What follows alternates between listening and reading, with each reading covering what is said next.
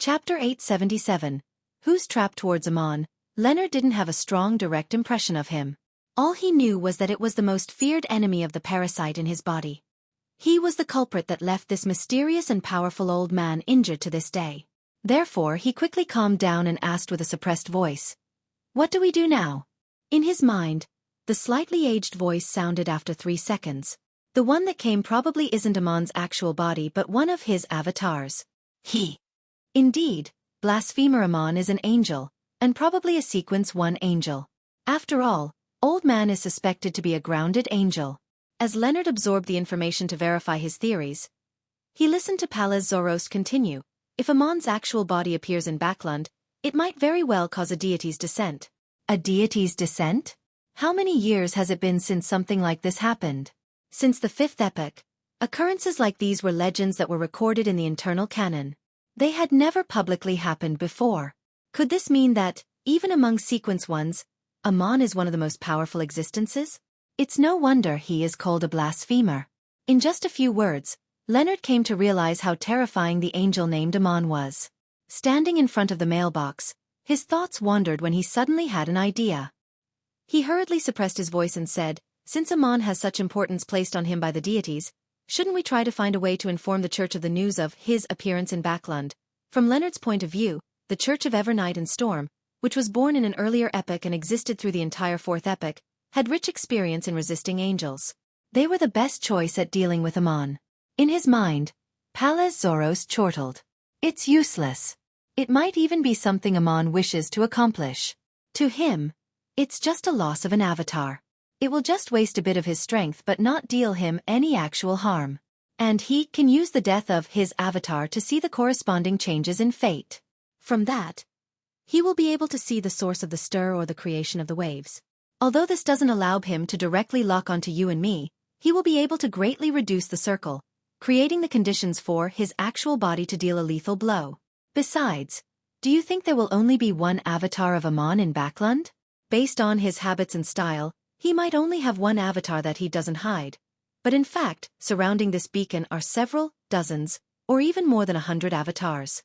When we attempt to eliminate the one that's out in the open, it might very well be the case that a few, dozens, or more than 100 almonds will appear from every spot. He could be a passerby, a bird on the roof, an ant on the ground, and he could also be an insect in wooden logs, microbes in the air. One who isn't a demigod wouldn't notice it even if his avatar invades their bodies. As he listened to Old Man's detailed description, Leonard felt a chill run through his back. He suddenly had a feeling that the surrounding air was filled with countless almonds. "You're afraid now?" Palaz Zoroast chuckled. "If you understand how Amon can steal away your fate without showing any anomalies, you will be even more terrified." "What do you mean by stealing away my fate?" Leonard asked, feeling wary and puzzled. Palaz's old voice sighed. "He will follow you back. Then you'll discover that your parents will be making him their son. Your wife will view him as her husband. Your child will treat him as their father. Your friends, everyone you know, will treat him as you. And you will be the unlucky one. You will lose all connection with the real world and slowly die."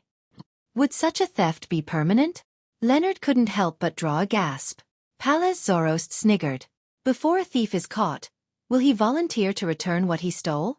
Unless he has had enough fun with it." Leonard instantly fell silent. He felt that an enemy at Amon's level was no longer someone one could defend themselves against but was completely unfathomable. After a few seconds he asked, hardly being able to hide his hoarse voice, "Then what do we do?" He didn't share his own thoughts because they were most likely unpragmatic. Palaz Zoroast fell silent for a moment before saying, "Let's watch and see." Inside the Bravehearts bar, Marek was waiting at billiard room 3 according to the agreement.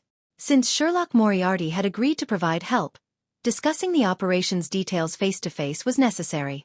It wasn't something that could be figured out via an exchange of letters. Guzzling down a mouthful of beer, Marek raised his hand to comb his hair. His pale face was drained of the color of blood. The demented look on his face was a lot less than before. At this moment, his heart stirred. He looked up to the side and saw a figure in a top hat and formal suit outlined quickly. It was none other than Sherlock Moriarty. Teleport? Marek's heart palpitated as his pupils constricted. He instinctively raised his level of wariness. This wasn't because he didn't trust Sherlock Moriarty, but a natural reaction for a creature when facing a higher existence on the food chain. At the same time, he noticed through the corner of his eye that Sharon's doll-like figure had appeared on the high stool. Klein pressed down his hat and bowed at the two. He said with a smile, "What I'm most concerned about is the amount of intel you have. If there's sufficient intel, the chances of success will be higher and the risks lower. Let me raise a simple example. Do you believe that Tutmosis II's mummy doesn't have any problems? Can you confirm which coffin it is in? If you can, I can teleport over before the guards react, traveling with it through the spirit world. That way, the problem will be resolved." Just as Merrick tried recalling, he heard Sharon say in a calm tone, "It can be confirmed which coffin it is, but we cannot confirm if there are any problems with it." Klein nodded and pulled a chair over to sit. "Apart from that, what else do you know?" Sharon's blue eyes moved slightly. "It might be a trap by the Rose School of Thought, or it might be a trap by the lone military. You didn't mention the second guess previously." "That's right. Before obtaining any confirmation of cooperating together, even I wouldn't divulge too much." Klein thought as he questioned, targeting the latter point. "A trap meant for the Rose School of Thought?" Merrick answered this time. He said in detail, "In the ancient Highlands Kingdom, creating a mummy was the tradition for an esteemed person. It's considered sacred, and the pharaoh's mummy is not something to be blasphemed against. Back then, before the Lone, Intis and Phaenopotter allied forces attacked this kingdom, the pharaoh's descendants had moved the most important batch of mummies, including the remains of the pharaohs of past dynasties. This time, one of the Highlands rebel armies had their secret base stormed. The lone army found the Tutmosis II mummy at the lowest level and planned on delivering it to Baklan to hand it to an unknown military organization for research. To the pharaoh's descendants, this is an insult of the greatest order. They have a sufficient motive to snatch Tutmosis II's mummy back. And among these descendants, there's a demigod named Mimosi. He's both one of the main leaders of the rebel army, and is also an important member of the Rose School of Thought. He's the student of abomination Sua." Klein nodded slightly and answered, "That is to say that Tutmosis II's mummy might be bait for the lone army to fish out Mimosi. Of course, this doesn't exclude the possibility that the Rose School of Thought is deliberately sacrificing a pharaoh's remains to eliminate you."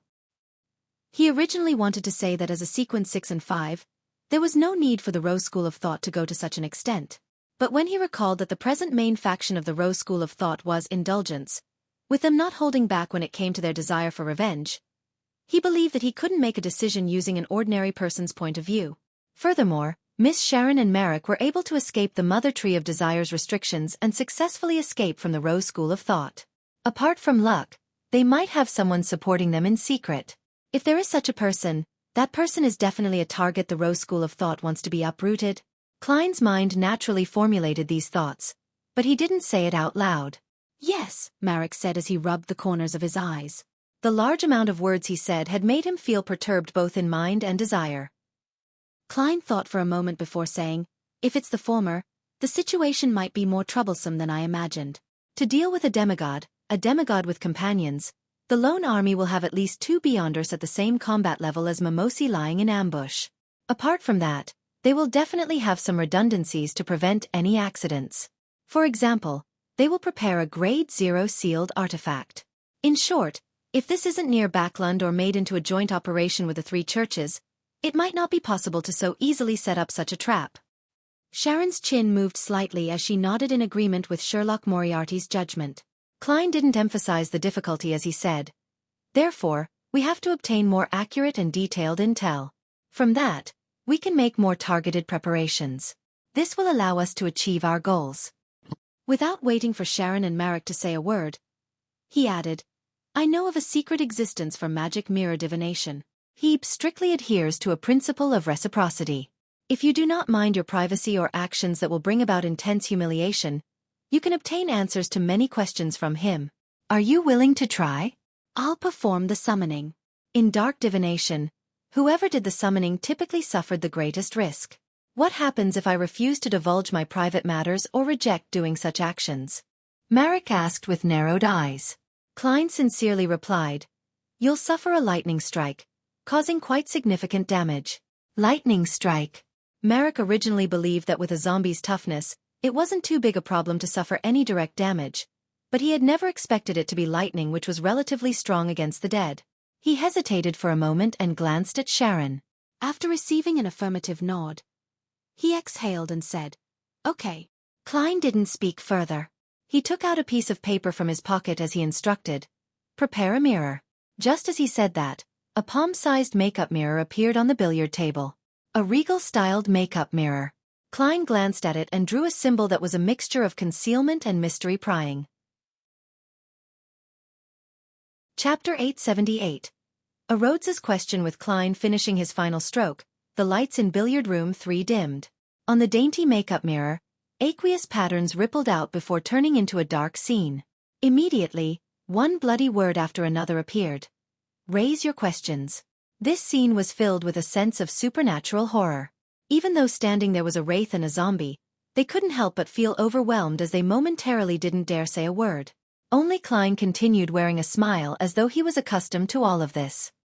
He had previously exhorted a Rhodes to not raise questions that were too difficult or private, and also to not act like a servant. If it wasn't because Sharon and Merrick could ask much more targeted questions as a result of understanding the situation better, Klein was more inclined to handling it himself and not exposing the reality of having such a helper. After a few seconds of silence, Merrick took 2 steps forward, came to the billiard table, and opened his mouth. At this moment, Sharon's gentle but emotionless voice sounded. "I'll ask the questions." Without waiting for Merrick to answer, she floated up into a standing position and looked at the mirror. "Is the Tuttensis II mummy a trap that the lone military set up to target the Rose School of Thought?" The mirror's blood-red words melted away and slid down, dragging away the stains, barely leaving 2 words behind which wriggled to form. "That's right. It is indeed a trap the lone military set up for the Rose School of Thought. We can preliminary eliminate the situation that it's a plot the Rose School of Thought has to target Miss Sharon and Merrick. After all, the risk involved exceeds the value of a sequence 5 and 6 combined. Even if the Rose School of Thought can't curb their desire for revenge, they wouldn't be this crazy. Unless they were already planning on dealing with the lone military and decided to involve this matter as well. If that's the case, the best place to have such a matter unfold would be in the southern continent or at sea, and not somewhere in the vicinity of Backland. Who knows what kind of terrifying fellows are hidden here? Amidst his thoughts, Klein saw the surface of the mirror turn dark again as new blood-colored words appeared. "Based on the principle of reciprocity, it's my turn to ask a question. If you answer wrong or lie, you will be punished." Rather obedient. He didn't make the request of doing artistic actions. Looking at the billiard table, Klein nodded indiscernibly. At this moment, the words from before slowly vanished, presenting new words. "You," as the bloody word froze for a full 3 seconds, it followed up, "are to answer with the relationship between the chained god and the mother tree of desire." For some reason, Klein felt that the remaining parts of the sentence had its blood-colored text darkened significantly. Thankfully, the question wasn't too out of place, and it was something he would like to know. Sharon looked at the mirror and replied in a deadpan manner. Since the 5th epoch, after the perishing of death, the Eggers family gradually lost control over the Star Highlands and Paws Valley, allowing those places to have their own beyonder organization, the Rose School of Thought. In the beginning, there wasn't the Mother Tree of Desire, only the Chained God. The Rose School of Thought advocated temperance and established a religious ritual system, including laws. Formal members led ascetic lives to deal with the repercussions of receiving powers. One day, a divine revelation added terms about indulgence. Many people slowly changed and restored ancient but bloody primitive sacrificial traditions. Later, the School of Thought's upper echelons began secretly calling the Chained God the manifestation of the Mother Tree of Desire. By the sound of it, the Chained God was corrupted by the Mother Tree of Desire bit by bit or replaced. If this entity was once a sequence 0, then the Mother Tree of Desire is truly terrifying. It's no wonder it's viewed as an enemy by all the other deities. However, the Chained God might not be a sequence 0. There's a small possibility of being a uniqueness that has fully come to life, or a king of angels with 2 sequence 1 characteristics, or even someone weaker. There's currently not enough information to verify the matter. Klein frowned slightly as he began thinking about the matters regarding the Mother Tree of Desire. At this moment, Sharon had switched to asking, "What problems does the Tuttensis II mummy possess?" On the mirror's surface, the blood-red text squirmed and changed into a complete sentence. "It's filled with hexes, a manifestation of hexes. It has the possibility of automatically becoming a zombie." This mummy is comprised of hexes? As expected of a corpse left behind by a high-sequence beyonder. How should this be resolved? Klein turned to look at Sharon and Marek and discovered that they were sufficiently calm without any hint of surprise, as though they already knew that. And this also meant that they had the means to resolve the matter. Of course, Sharon didn't have much of an expression regardless of the matter. She was as calm as she always was. After Rhodes answered, it followed the principle of reciprocity and raised its question. You have been trying hard to increase your sequence. Why do you do so? This time, it had used the same bloody text as the opening, but the words that followed after a few seconds didn't appear that bright. Does this mean that Rhodes is hesitating and struggling, resisting its own urges? On the one hand, it finds it difficult to curb its wishes to raise difficult-to-answer questions, but on the other hand, it's taking my instructions into considerations and thus holding back? Klein thought in amusement. Sharon stood there in silence before gently moving her lips. In the beginning, it was to not be bullied by others. Now, it's to have the strength to protect myself and my companions, and revenge, as well as spread the principle of temperance. If everyone can temper their desires, to not have wars and killing, there will be less misery. Klein was surprised by what he heard. His impression of Sharon was that she was a woman of few words. It wasn't that she couldn't say that many words, but that even if she had much to say, she held back greatly and didn't provide any additional descriptions. For example, in her answer to the first question, she had simply recounted the situation, and although she appeared to say a lot, she hadn't said one word more or anything subjective. The word she added towards the end was a relatively talkative act based on her character. This is something that's been on her mind, a point of view that she has been repressing for a very long time? Klein suddenly imagined the chaotic reality of the wars in the southern continent. They were lands with plenty of slavery. There were batches of people from the lower class who died of hunger and sickness. There were constant wars and live sacrifices. If I were born in the southern continent and could live to this point, I'll definitely wish for world peace and happiness to the people. Speaking of which, Miss Sharon and Marek do not look like they are of southern continent descent. That's right, before death perished, passage between the northern and southern continent was allowed. Also, Sharon mentioned revenge. That word was said without conviction, as though she doesn't hold out hope for it. Or does she not have that strong of a desire for it? Klein sighed silently as he watched Sharon raise detail after detail and answer question after question. After learning of the situation regarding the Tutmosis II mummy, Sharon asked again, apart from Mimosi, who are the high-sequence beyonders that will appear in this trap? The mirror surface's aqueous wave rippled and formed a bright light, one that enveloped everything. Nothing else could be seen. With Rhodes's powers, it likely involves an angel or grade 0 sealed artifact. That's why it wasn't able to provide an accurate answer. Klein retracted his gaze and said to Sharon and Marek with a smile, "From the looks of it, it's as I guessed. The lone military has prepared plenty of redundancies." Sharon nodded slightly as she continued staring at the mirror, awaiting the secret existence to raise his question. The blood-colored text squirmed and no longer paused like before. Everything appeared at once. What are your thoughts regarding your teacher? Teacher. Miss Sharon has a teacher. That's right, as part of the temperance faction, to not be influenced by the Rose school of thought which had changed internally, and to keep to her original path, someone must have provided her with help. This is also one of the reasons why she and Marek could escape? Enlightened, Klein anticipated Sharon's answer. Sharon pursed her lips. I respect her. She used her? Klein nearly couldn't maintain his smile from the shock. Including the Orthodox churches and the various major Beyonder organizations, grounded angels were very rare. There might only be one or two. He originally imagined that Sharon's teacher was a sequence 4 or 3 saint with a peak strength equivalent to see King John Cotman. To his surprise, she had used her as a pronoun. In Lone, Ancient Faesak and even Jotun and Elvish, this pronoun was very different from his, her, its. After his shock, Klein suddenly sighed deeply. Miss Sharon's current situation largely implies that her teacher is probably not around. She and Marek escaped perhaps due to the final struggle of the temperance faction within the Rose school of thought. And to the mother tree of desire, either its corruption or decimation to create a sealed artifact. There will not be any other choices. The mirror turned dark again as the bright red text vanished. After a while, new words appeared again.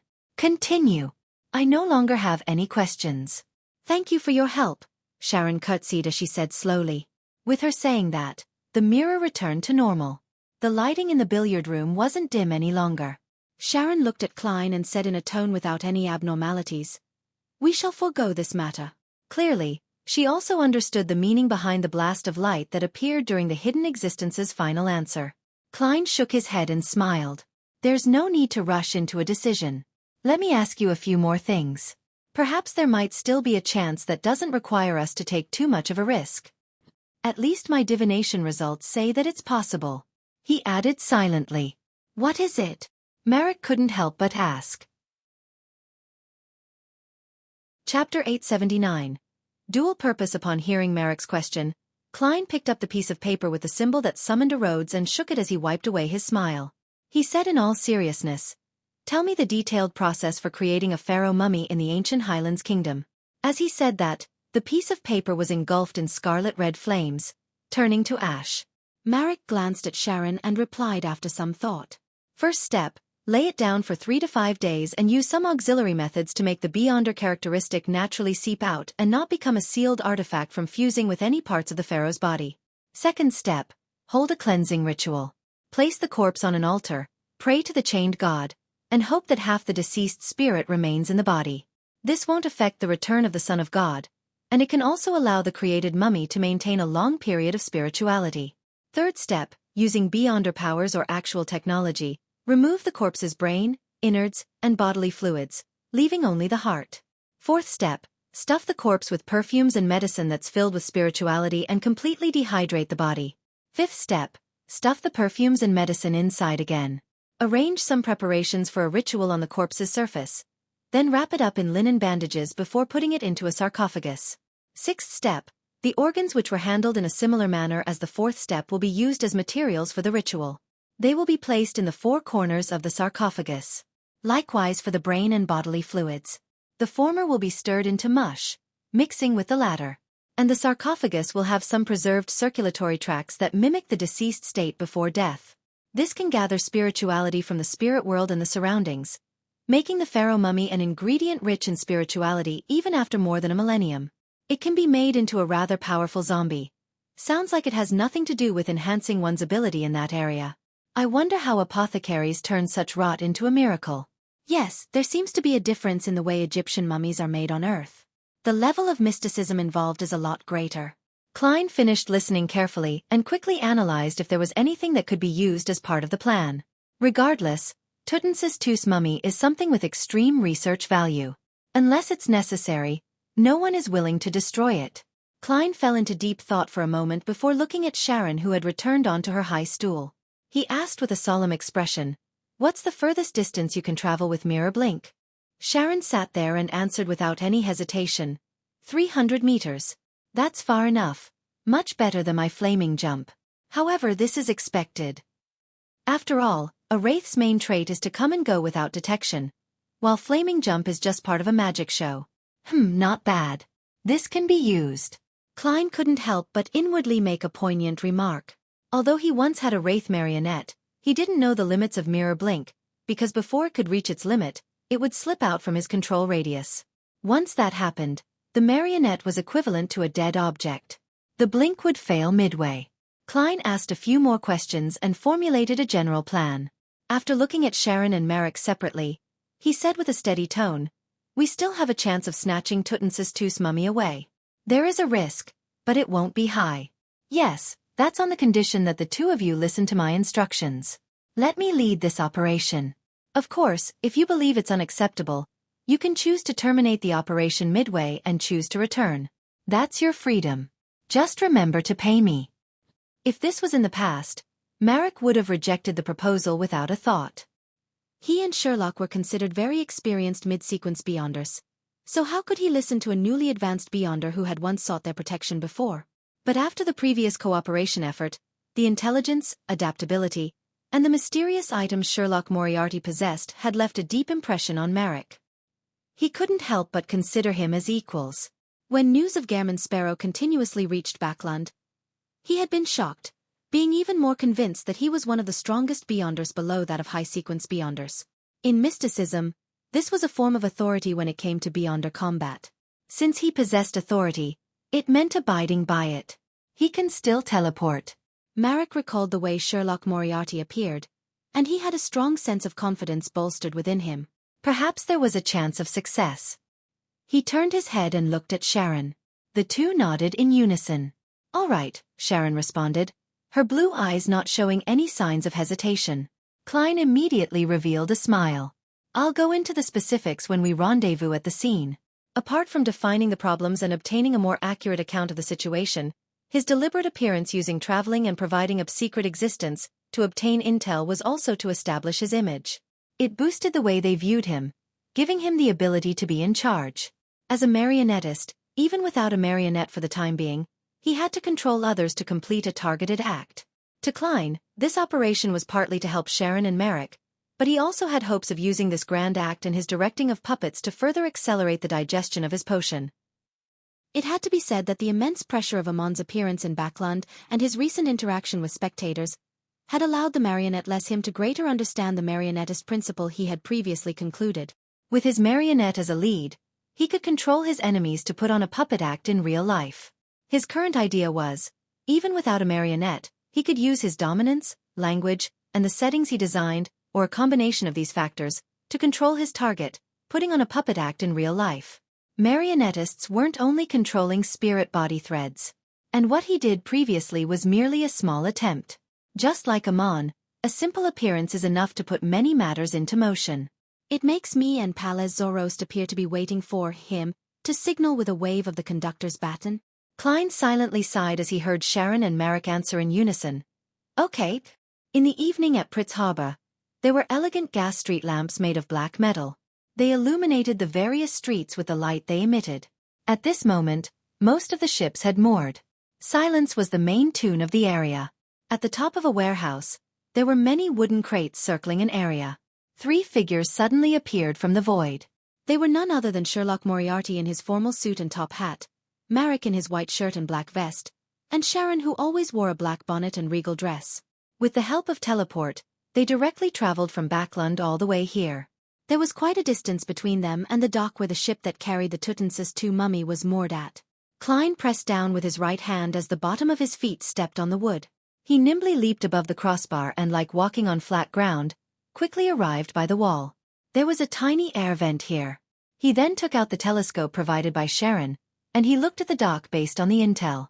All the building roofs were occupied by soldiers with steam backpacks and thick-barreled rifles. They patrolled the area and were alert of their surroundings, prepared to shoot at any trespassers who dared come near. Only one warning was to be given.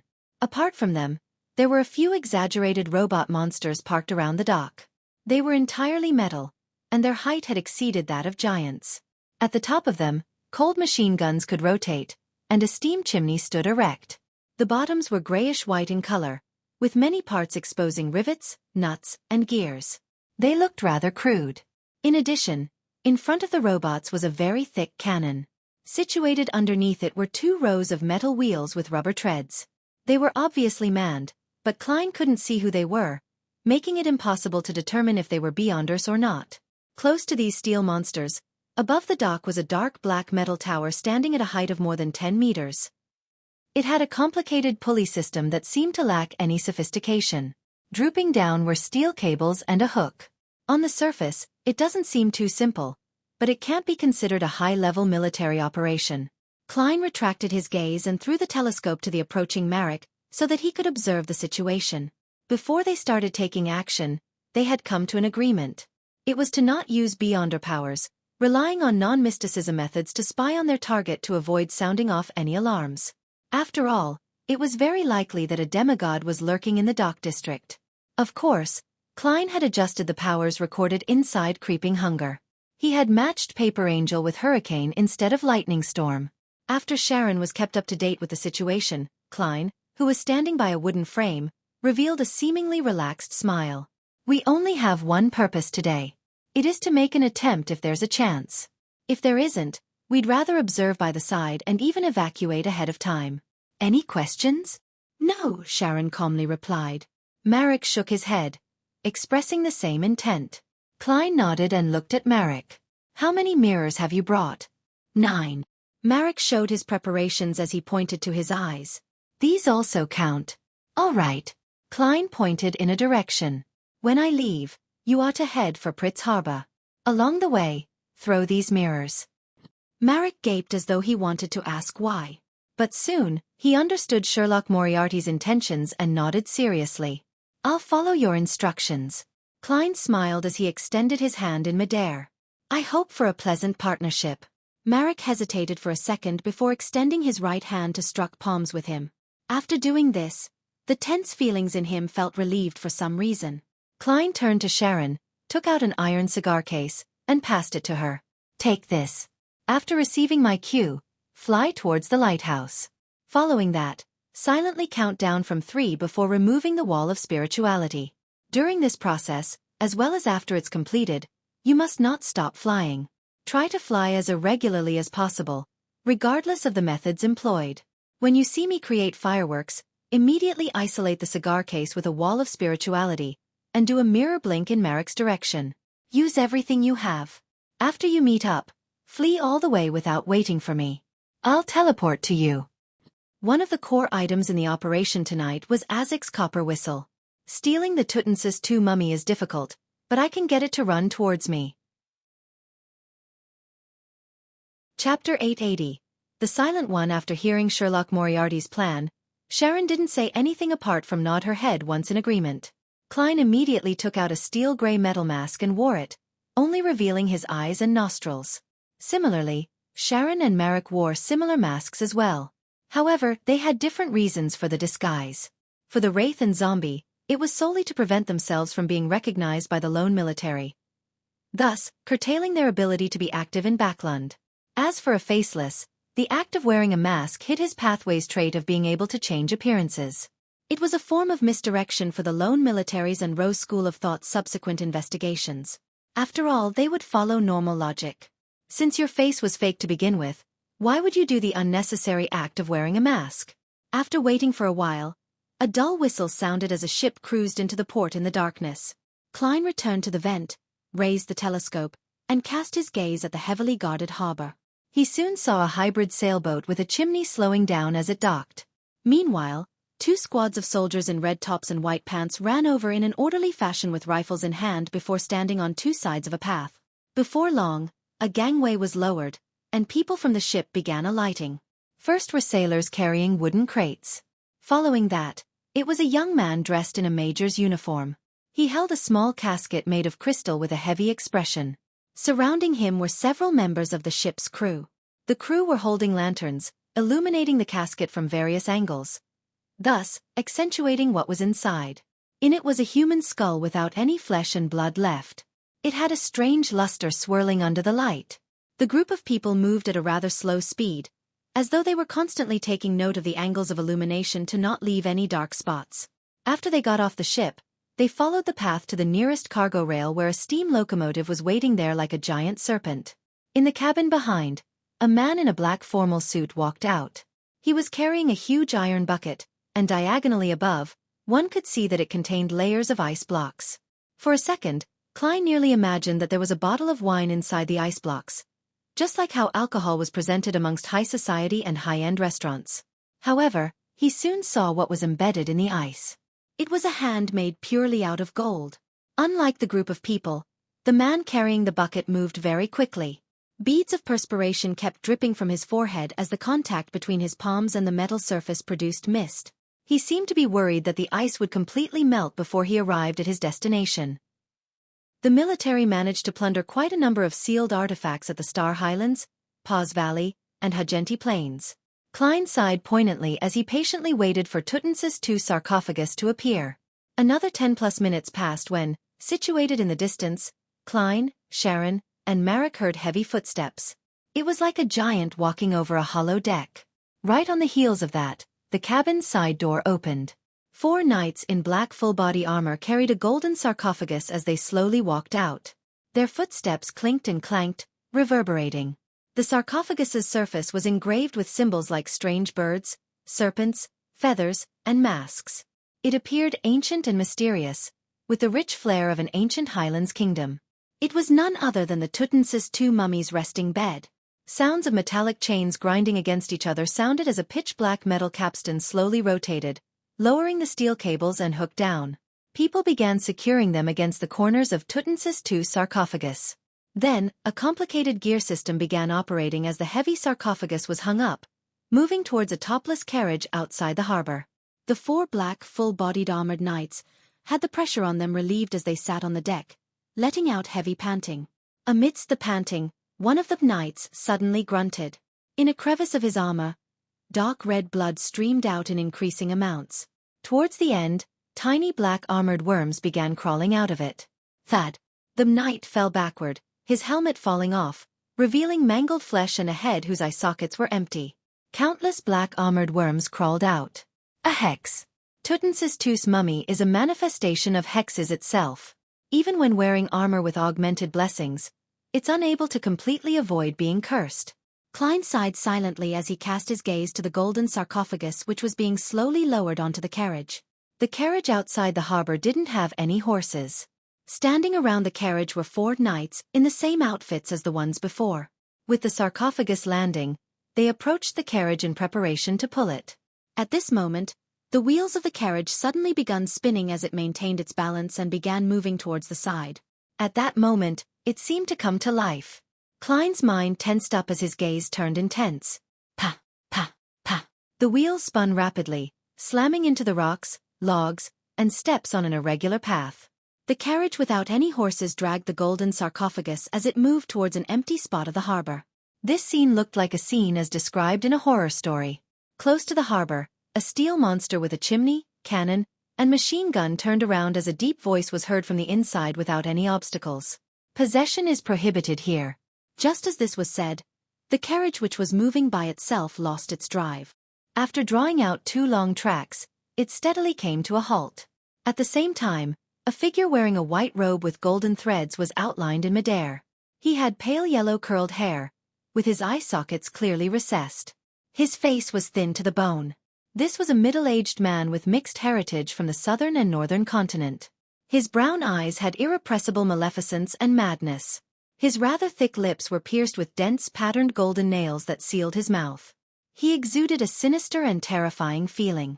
According to Sharon's and Marek's description of the characteristics and portrait, Klein instantly recognized him to be an important member of the Rose School of Thought, one of the leaders of the Highlands rebel army, Mimosi, who had the nickname, the Silent One. Just as Mimosi appeared, he cast his gaze to the steel monster that had issued the command. He completely ignored the Tutmosis II sarcophagus that was staying put diagonally beneath him. His previous attempt was apparently to determine the location of the lone military's demigod. In a snap, Mimosi raised his right hand and pulled at the corner of his mouth.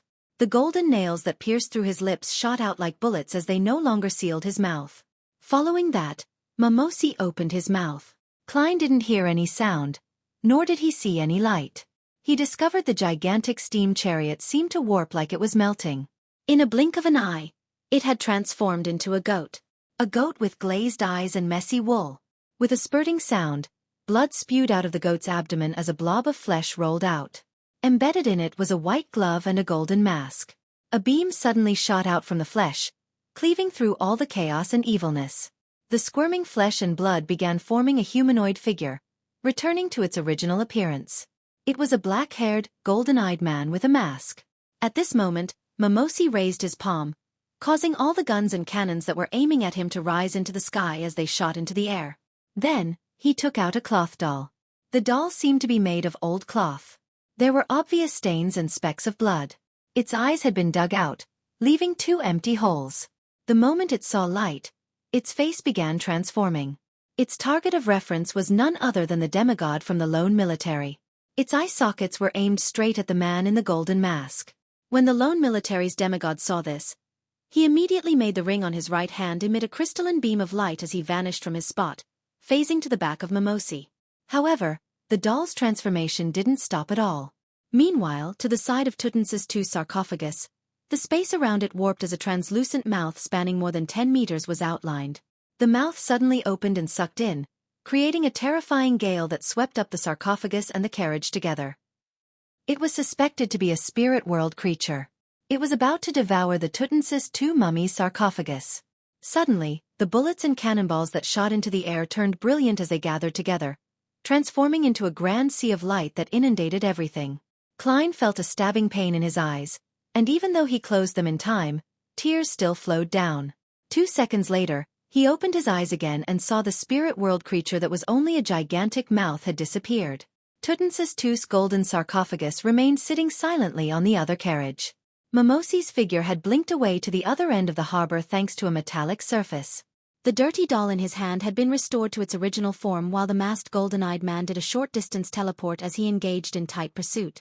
And the spot where the two were originally standing, a female figure in a black evening gown appeared. She too was wearing a golden mask, and on her head was a crown folded from thorns. On the crown, pure light quickly swirled, amassing an ocean. However, it was in a dim state. At this moment, Klein saw a hand wearing a black glove.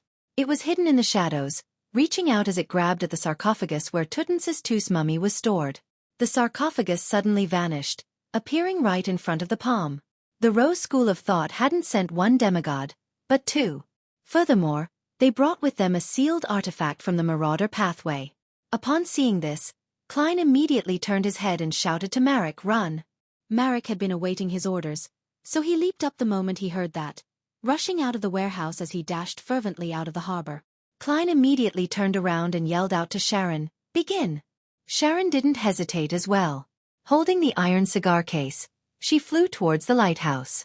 As a wraith, the walls and obstacles along the way were non-existent. The commotion she and Marek created had probably been detected, but as it was far from the harbor and far from the battlefield, no one paid attention or bothered.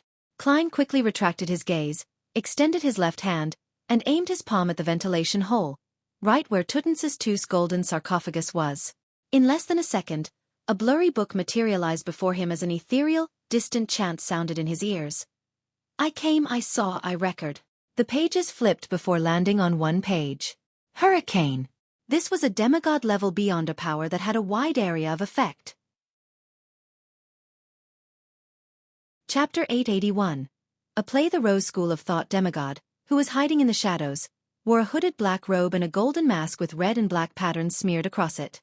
His figure couldn't be made out, but he was definitely not short, standing at a height of 1.8 meters.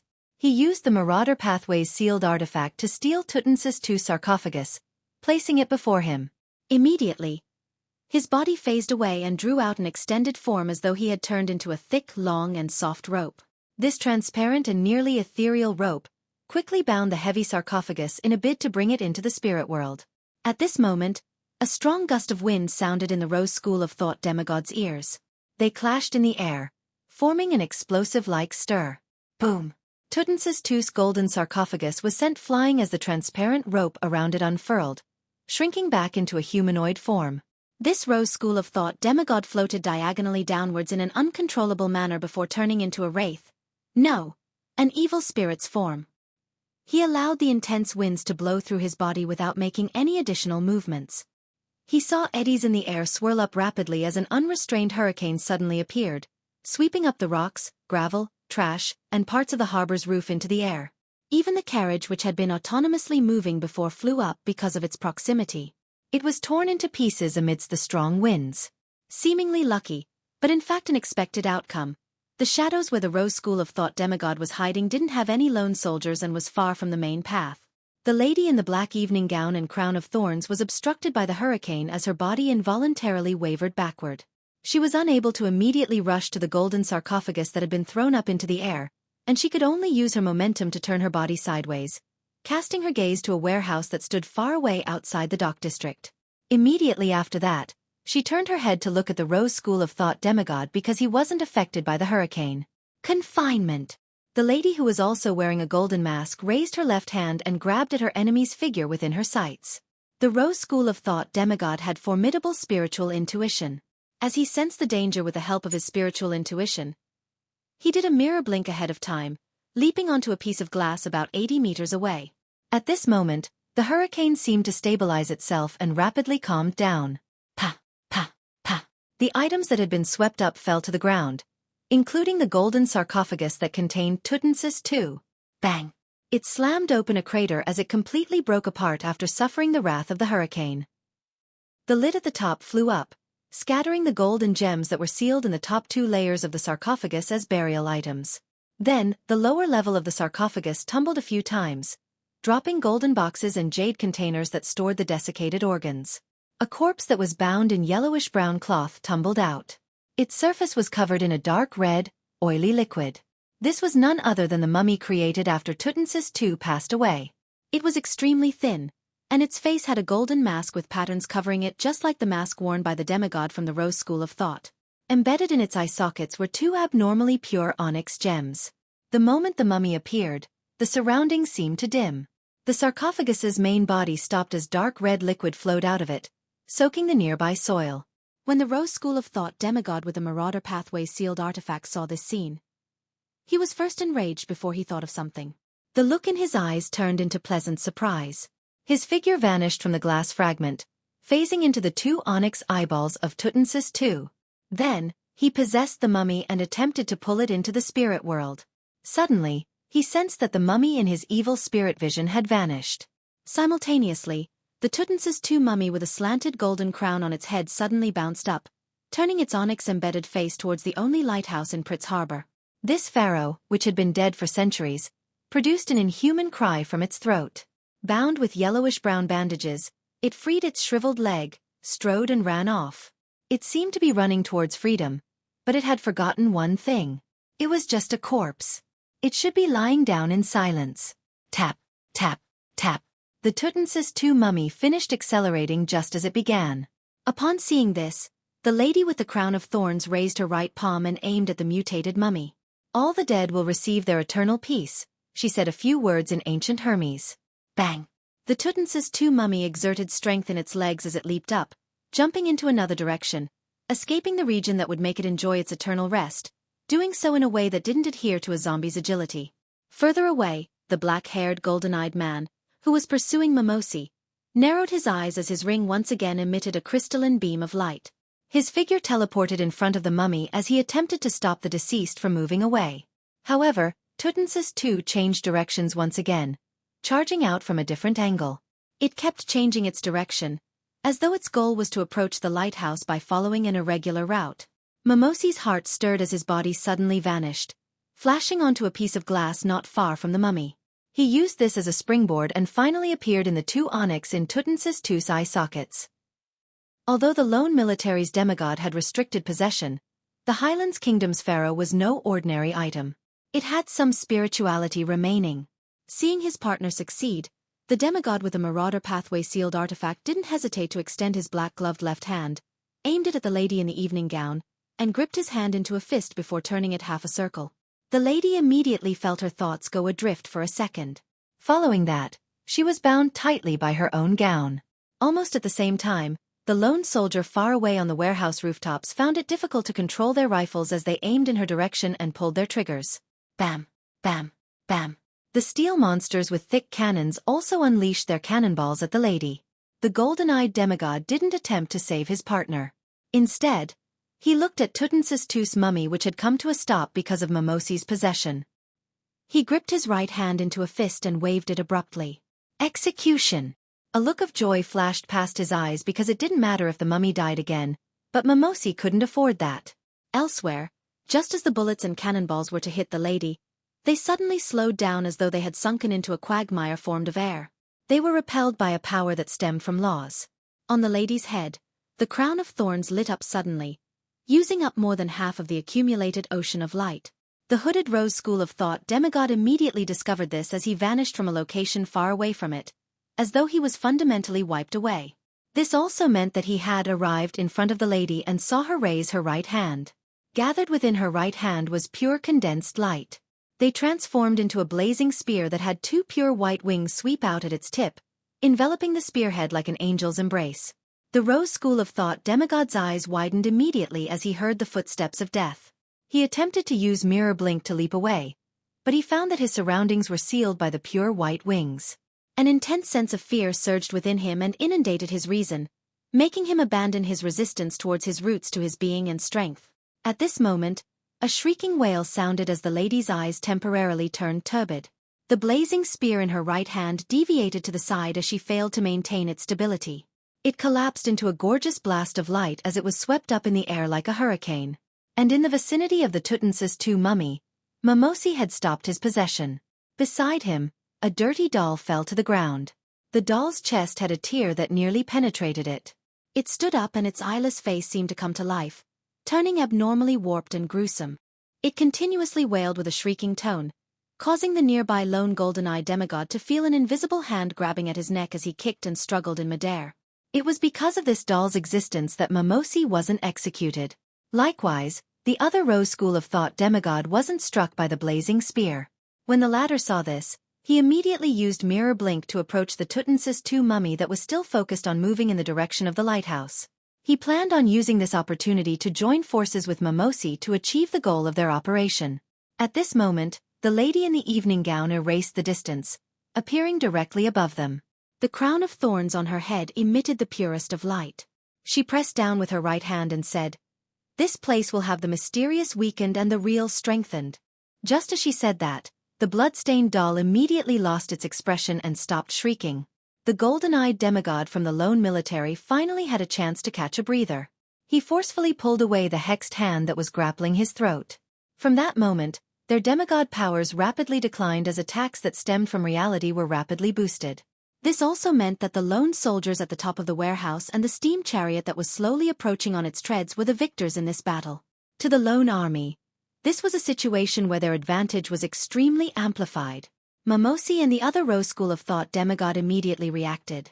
One of them tried to possess the mummy, while the other attempted to pick up the eyeless doll.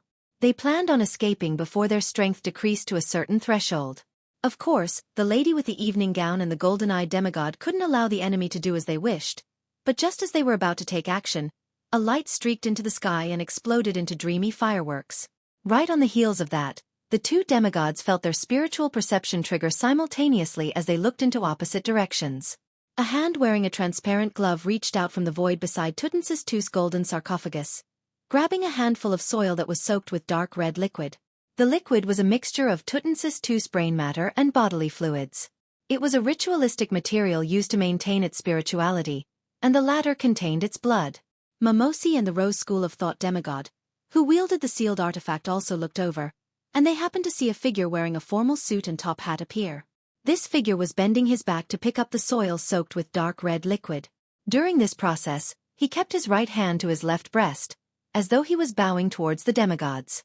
Then, maintaining this pose, he looked up to reveal his metal-gray masked face before rapidly fading away into nothingness. Chapter 882. Core of Mischief. Carrying the iron cigar case in hand while passing through walls to leave the warehouse that she was hiding in, Sharon strictly followed Sherlock Moriarty's arrangements, using her state as a wraith to fly to the tallest building in Pritz Harbor, the lighthouse. Right on the heels of that, she silently counted down. 3, 2, 1. Before she could gather her thoughts, Sharon's ear resonated with an intense boom. The harbor in the distance seemed to be swept by a terrifying hurricane. She held the iron cigar case in her left hand as her nails suddenly grew sharp before stabbing into the wall of spirituality, completely destroying the invisible isolation, with an attack filled with a wraith spirituality.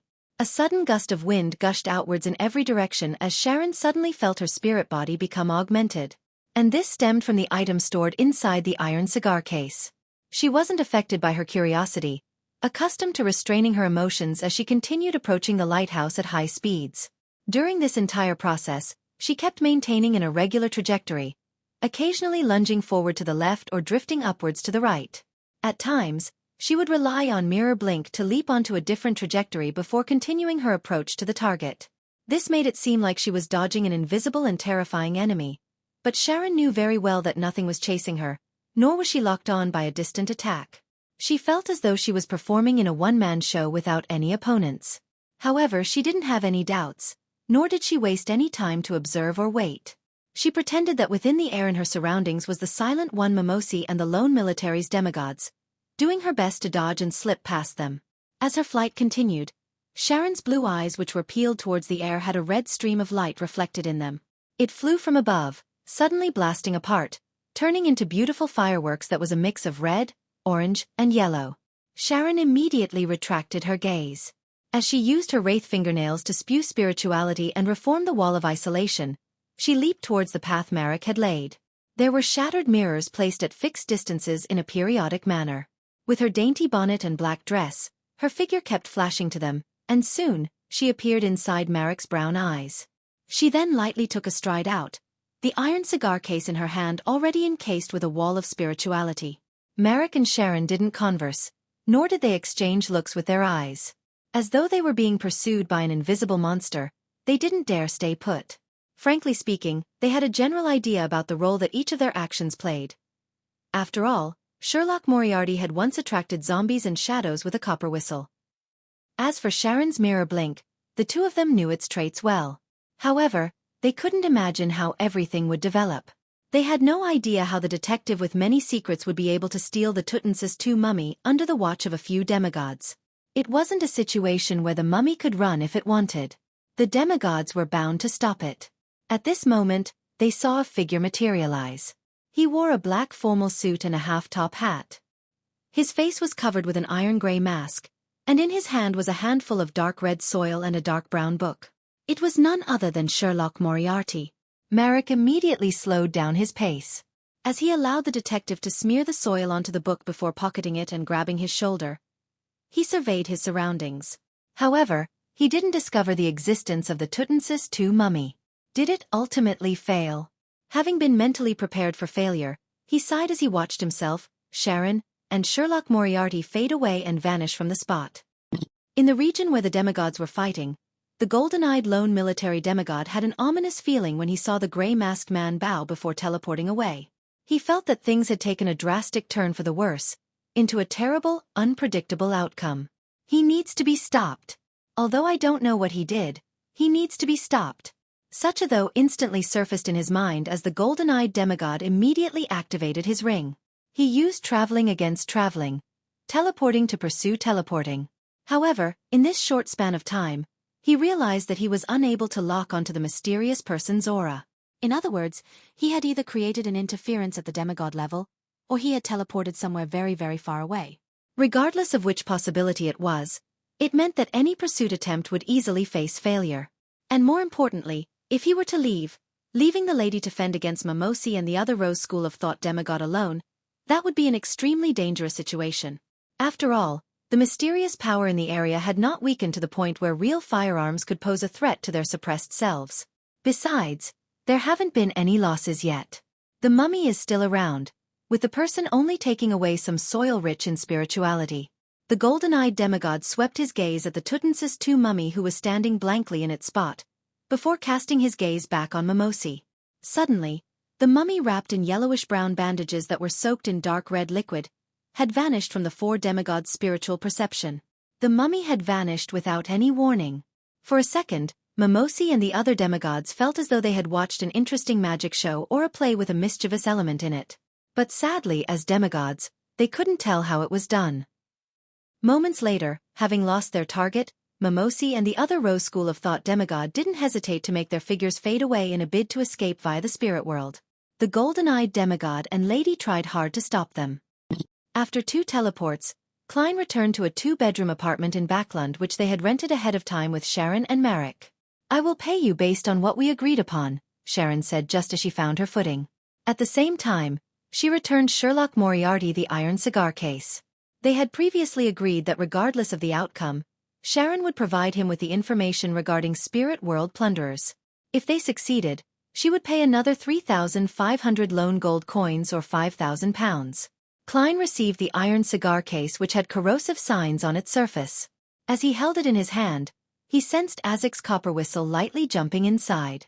He quickly put it away and gave Sharon and Merrick a smile. "Might I trouble you to wait outside? Give me 5 minutes." His tone is very firm. It's as if he has succeeded. What can he do in 5 minutes? It's impossible for him to teleport again and bring back the Tutmosis II mummy.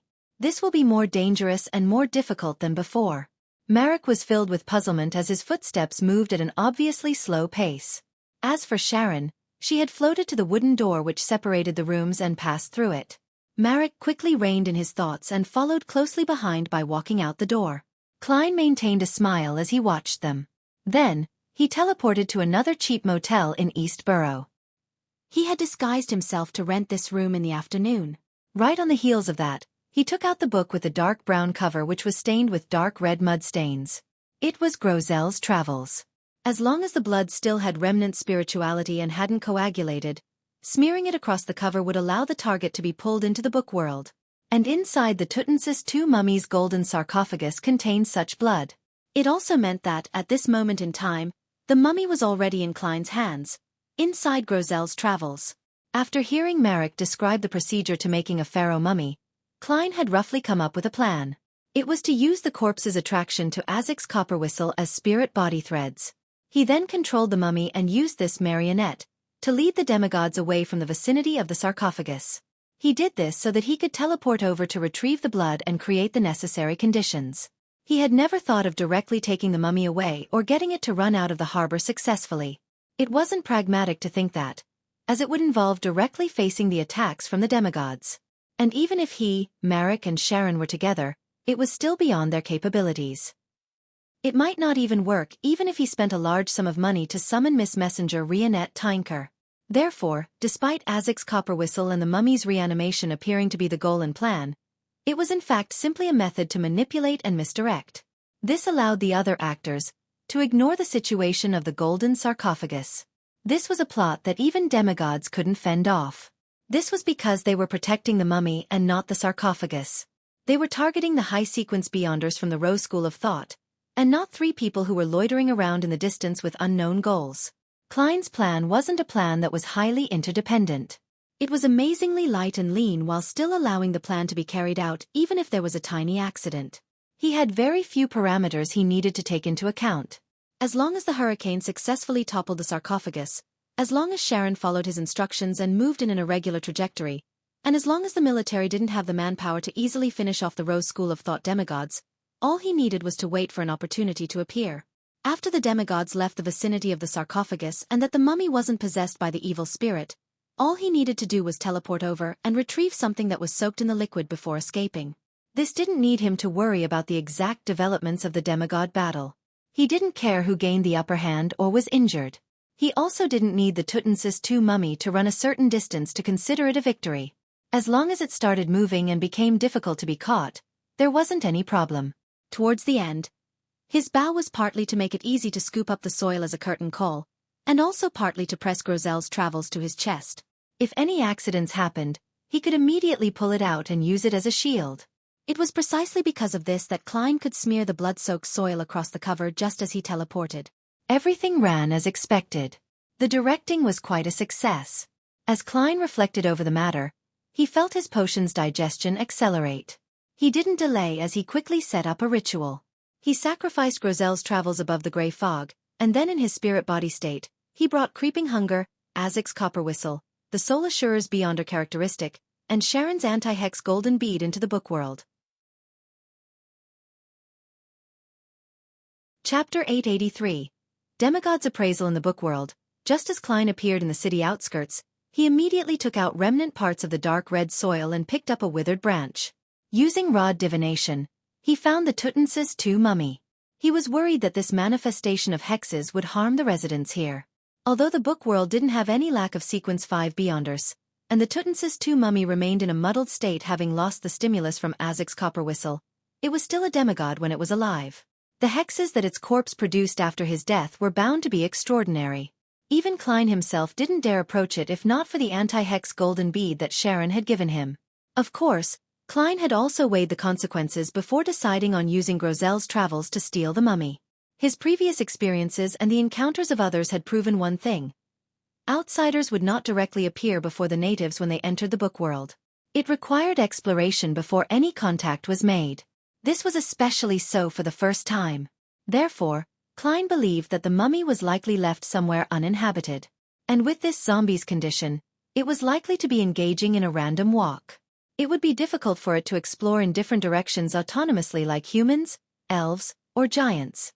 This also meant that, as long as he didn't drag it out, it wasn't likely for there to be any losses. Furthermore, it had only been about 3 minutes since Klein smeared the blood-soaked soil across the book's cover.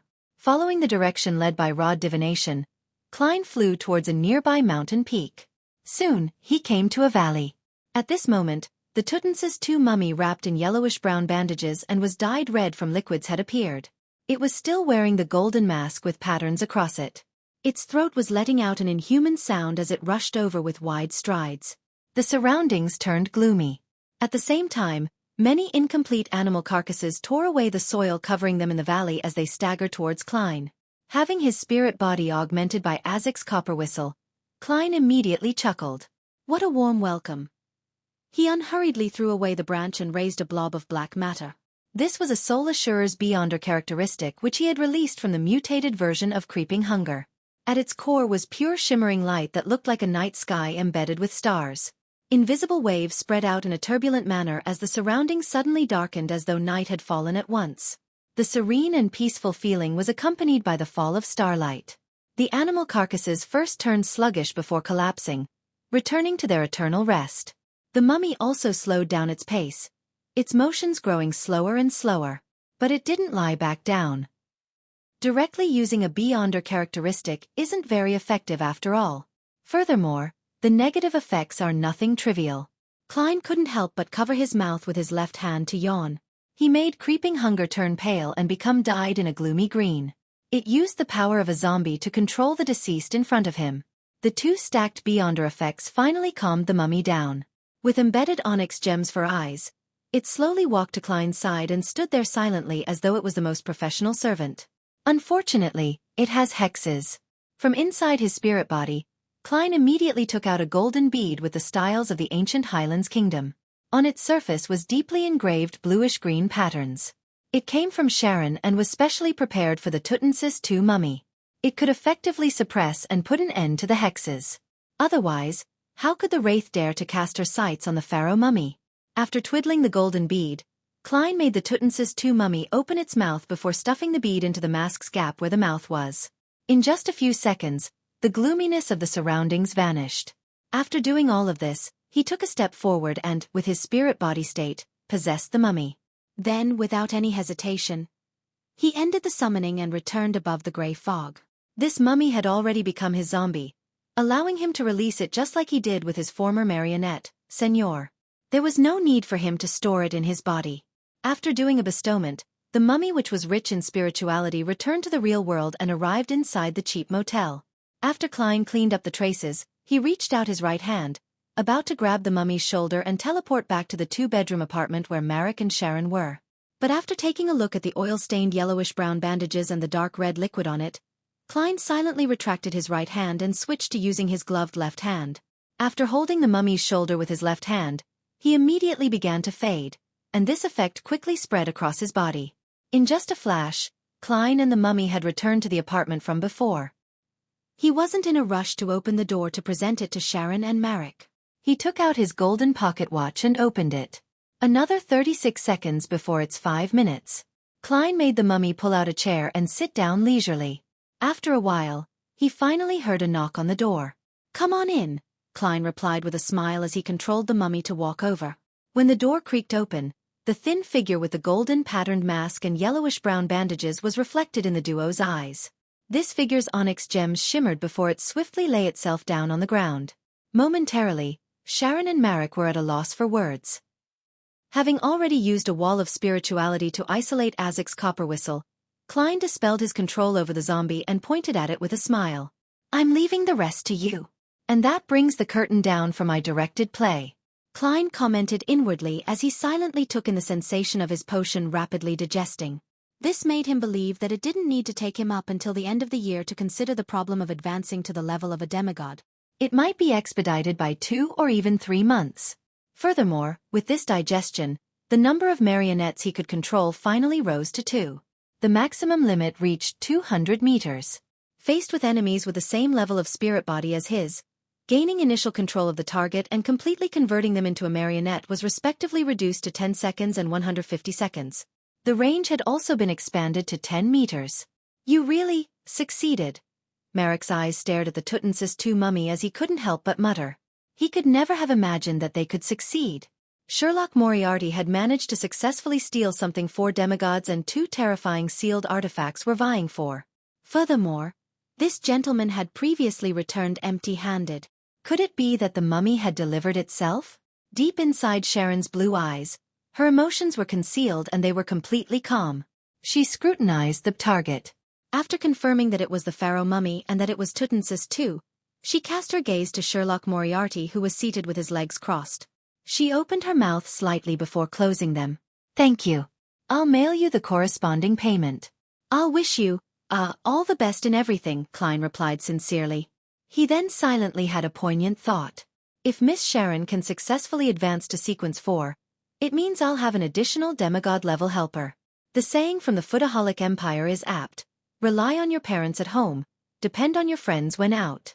The more demigod-level friends, the merrier. Our tarot club needs to develop more friends and reduce our enemies. However, my enemies seem to be ever increasing. Having thought of that, Klein exhorted them. Be careful of being hunted down. The Tutmosis II mummy had too many of its items in the lone military's possession. It was very simple for them to use beyonder methods to lock onto it. Klein's paper angel interference was only effective for a limited amount of time. Of course, he believed that Sharon and Marek were prepared. Otherwise, they wouldn't have had thoughts on stealing the pharaoh's mummy. Likewise, he also believed that they could deal with the origins of the gray metal masks and special fireworks. If it's Danitz, he would most likely say, it didn't cross my mind. Klein did a comparison with a particular hunter failure. Sharon nodded, indicating that she would take note. Then, she made the Tutmosis II mummy into her zombie and brought it into the spirit world. Thank you for your help. Marek, who stayed behind in the room, exhaled. He composed his surging emotions and bowed at Sherlock Moriarty. Following that, he left the room, removed his disguise, and blended into the crowd in East Borough. During this process, Klein remained sitting in his chair as he silently watched them leave. At some point in time his figure also vanished. In an apartment near Pritz Harbor, the lone military's golden-eyed demigod entered and said to his partner, the lady in the evening gown, nothing for now. That's expected. If he wasn't certain of success, that mysterious person wouldn't have come to steal the Tutmosis II mummy, the lady said in a heavy voice. However, we can relax our investigation scope. Those fireworks, that mask, those clothes, and that taunting bow should lead us to something. She was certain that the Tutmosis II mummy's loss wasn't done by the Two Rose school of thought demigods. If it was part of their plan, there was no need for them to carry out that step only when they were in dire straits. They had almost failed to escape. The golden-eyed demigod nodded and said, I had a premonition that something would happen, but unfortunately, we didn't work with the churches for this operation. We didn't have enough manpower. He paused and asked, have you figured out what method that mysterious person used? The lady held up the crown of thorns and stabbed a thorn into her neck. As blood trickled down, she shook her head. Perhaps the removing of the soil with the Tutmosis II mummy's bodily fluid is a ritual. This is a very cunning fellow who's good at deceit. Chapter 884. Destined encounter. The golden-eyed demigod from the lone military nodded in agreement. Indeed. It's similar in style to certain fellows from the Intis intelligence agencies. However, just seconds after he took away the soil, the Tutmosis II mummy vanished. It's unlikely that he could complete a ritual in time. The lady looked down at the crown of thorns that was embedded in her neck. Slightly slow to react, she said, perhaps he or they had already set up the other steps of the ritual. Once he teleported back, he immediately threw the soil onto the altar, completing the final step. Of course, it's not necessarily a ritual.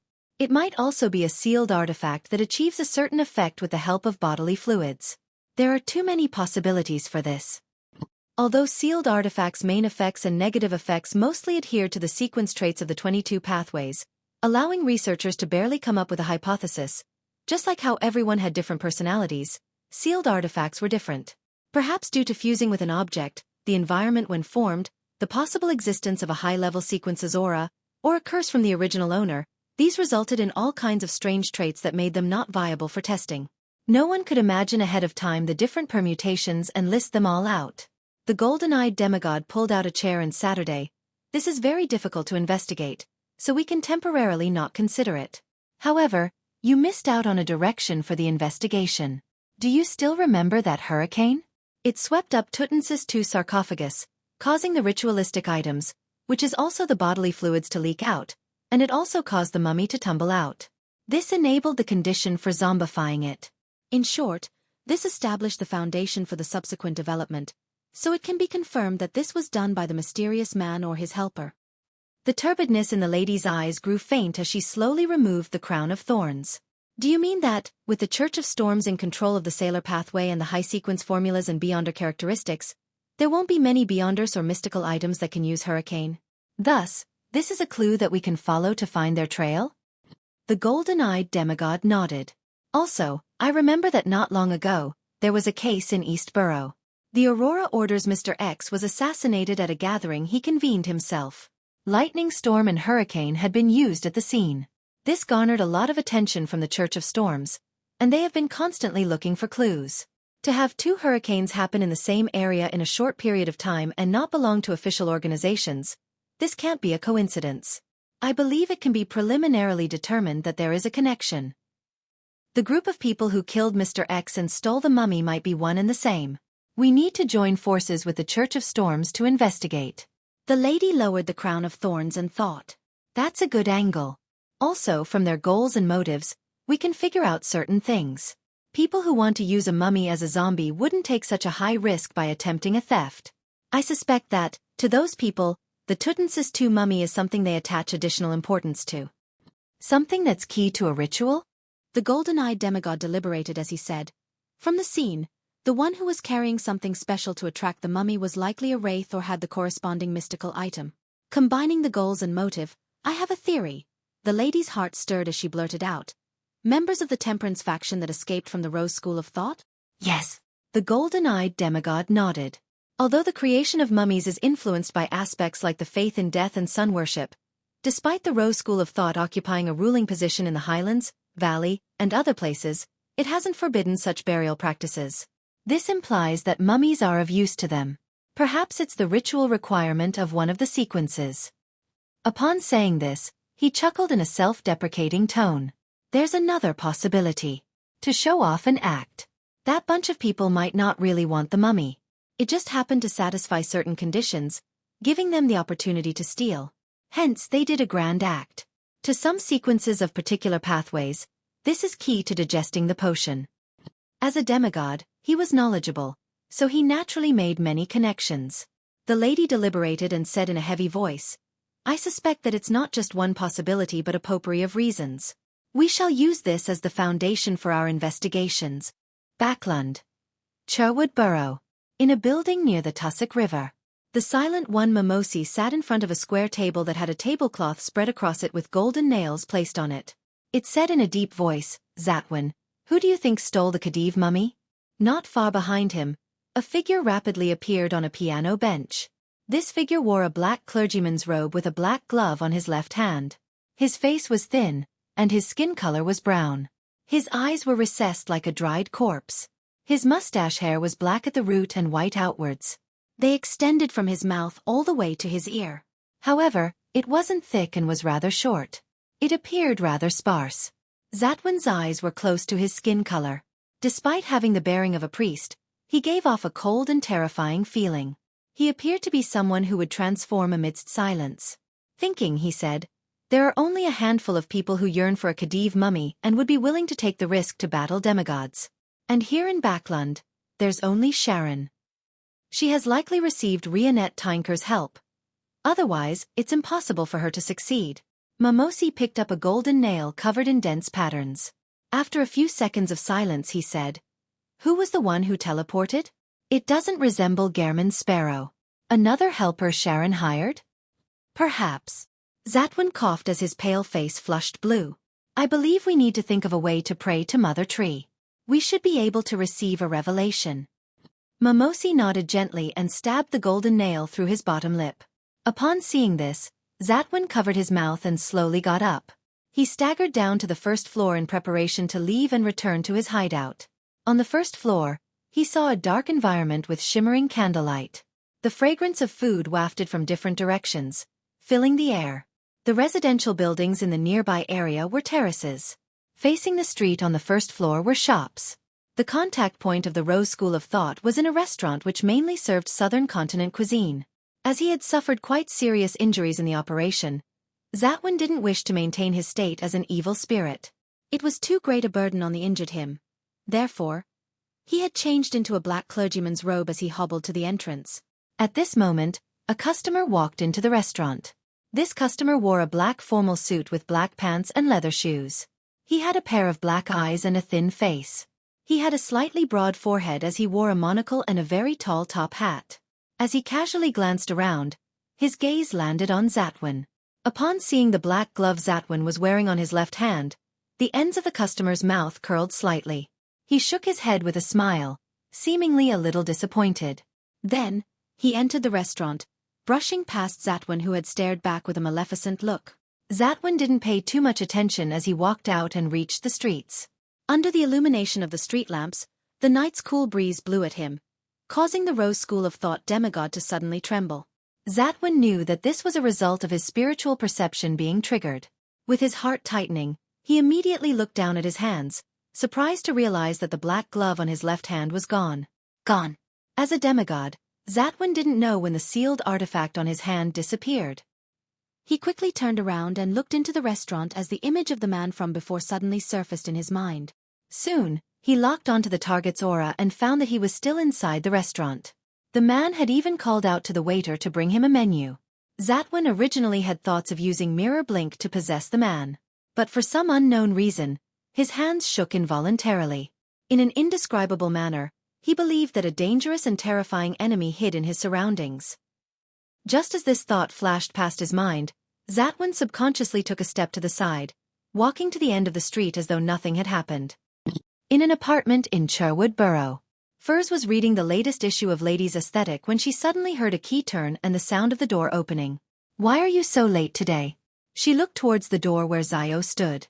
Zio ruffled her short blonde hair and said, "When I was almost home, I saw a meetup mark from MI9. It was urgent." "What happened this time?" With piqued interest, Furs lowered the magazine in her hand. A continuation of Mr. X's assassination. Zio bent down to switch to her home slippers and said in passing. The look on Furz's face froze as her eyes darted about slightly. "Any clues?" "Not really." Back then, a hurricane at the demigod level appeared. It's not common outside the Church of Storms, and just earlier tonight, there was a small-scale hurricane attack at the dock at Pritz Harbor. A pharaoh mummy was stolen away in the chaos, Zio explained simply.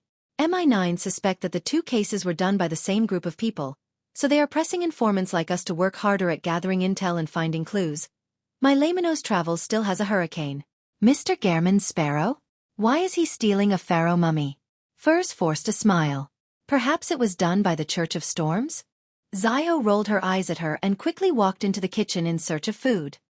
Early morning, 160 Buckland Street. Moments after Klein finished washing up, and before he could open the door to let Richardson in, his spiritual perception was triggered. He saw Miss Messenger's headless body walk out of the void with 4 heads in hand. One of them was biting down on a rather thick envelope. Opening its mouth, a large pile of gold coins was spat out. "I can finally repay my debt." Klein glanced at Rionette Tinker's 4 necklace heads and said in relief, "I remember still owing you 3,413 gold coins. You can take the last installment away." Meanwhile, he had the baffling feeling that the pile of gold coins looked familiar. However, he didn't think too much about it because all the gold coins looked familiar to him. Chapter 885. 2 letters. Upon hearing Klein's words, one of the 4 heads which Rionette Tinker held immediately said, "All right." It opened its mouth and immediately sucked back most of the gold coins. Where it was stored was an unknown. Taking a look at the dozens of shiny gold coins left, Klein reached out to receive the rather thick envelope. He quickly opened it and scanned its opening. Indeed, it was the detailed information regarding Spirit World plunderers. After Miss Messenger returned to the Spirit World, he put away the gold coins, drew the curtains, and sat down under the morning sun, seriously reading the neat and tidy handwriting. "Thank you once again for your help. The Tutansis II mummy is part of the advancement ritual for me. It holds deep meaning for me. Spirit World plunderers live in the depths of the Spirit World. They're extremely rare, rich in intelligence, and very aggressive. They can capture or kill creatures and make them soul avatars. Their souls can turn into their true soul's appearance, giving them similar performance and traits. They can also disguise themselves as other Spirit World creatures. When encountering them, perhaps all the Spirit World creatures around belong to them. They might be soul avatars that mustn't be neglected. This creature can effectively influence the thought processes of their prey, causing them to enter a desensitized state. Their true soul body has potent spirituality. In clashes of such nature, they are often at a noticeable advantage. They're very difficult to find. At present, there is only one place with signs of their activity. The spirit world's Calderon City. This is a legendary city of mysterious and unknown origins. On this front there are 3 theories about them. One is that it was once Death's residence, the entrance to the underworld. 2. It's the divine kingdom left behind by a dead ancient deity from the second epoch. Attracted by the spirit world, it sank and slowly transformed into a real yet illusory city. 3. It's a real city that was devoured by the spirit world during the cataclysm. Regardless of the theory, it elucidates one point. This city is very dangerous. It has many special and strange aspects about it. I do not have the mysticism coordinates of Calderon City. Most high-level spirit world creatures aren't aware either. I can provide 2 suggestions. First is to use a special secret deed ritual to pray to Red Light Ire Moria to receive the corresponding answer. I won't describe in detail what red light is. If you aren't aware, you can write to ask me again. The second is to find someone from the Abraham family. They have the legacy of the traveler's pathway, and they have done a deep exploration of the spirit world. Even when writing a letter, Miss Sharon exudes an extremely restrained feeling. Indeed, the pharaoh mummy is meant for the puppet's ritual. Back then, the evil spirit in the ruin had said that it could be one of the components of the ritual. Therefore, the ritual's exact requirement is to use a high-sequence Beyonder's corpse after death, one that still maintains a level of spirituality, or to use an evil spirit that results from the resentment of death. Heh. Can I pray to Orange Light to get him to help me ask Red Light? To others, finding Calderon City is a very difficult task, but to me, it's extremely simple. I can directly give this task to Miss Magician. She has just contributed greatly to the Abraham family. I hope the first theory about Calderon City is correct. That way, once I make contact with Mr. Azek, I can see the dangerous residents of this mysterious city line up in 2 rows as they welcome me. Klein shook his head, throwing such a beautiful fantasy to the back of his mind. He scrutinized the information regarding spirit world plunderers and confirmed that they had partial characteristics of marionettist and bizarro sorcerer. They were rather dangerous high-level spirit world creatures. To make soul avatars have the same appearance, performance, and traits of their true souls is identical to a bizarro sorcerer's ability to give their powers to a marionette. At Zeratl's level, perhaps at Sequence 3 Scholar of Yore, perhaps he can temporarily give certain Beyonder powers to other creatures that are marionettes? Klein began tearing the letter while in thought as he flicked his wrist and engulfed the letter in scarlet-red flames, burning them into ashes that fell into the trash bin. After reining in his thoughts, while dressed in pajamas, he walked to his bedroom's door to get Richardson to come in to help him change his clothes. Under St. Samuel Cathedral. As usual, Leonard Mitchell was leaning back into his chair with his legs raised on the desk.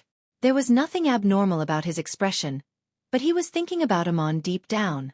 Ever since he knew that the angel had arrived in Backlund, Palaz Zoroast inside him had become abnormally silent.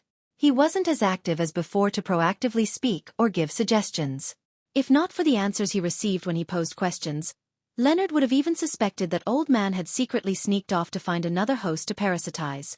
Amidst his thoughts, his Red Gloves captain, Nighthawk's deacon, Soest, walked in. How was the interrogation? Any results? The Red Gloves in the room who were dealing with their own matters quickly cast their gaze to the door. Late last night, they had just finished a mission. They had captured 3 numinous episcopate members that they had been tracking for quite some time. Now, they were awaiting the results of the interrogation. Soest sternly surveyed the room and said, "We had contributed greatly in this, but the results aren't something good." Based on the testimony of the 3 numinous episcopate members, as well as the information the Church had previously gathered, we can come to a preliminary conclusion that the numinous episcopate has fractured between reviving death or creating artificial death.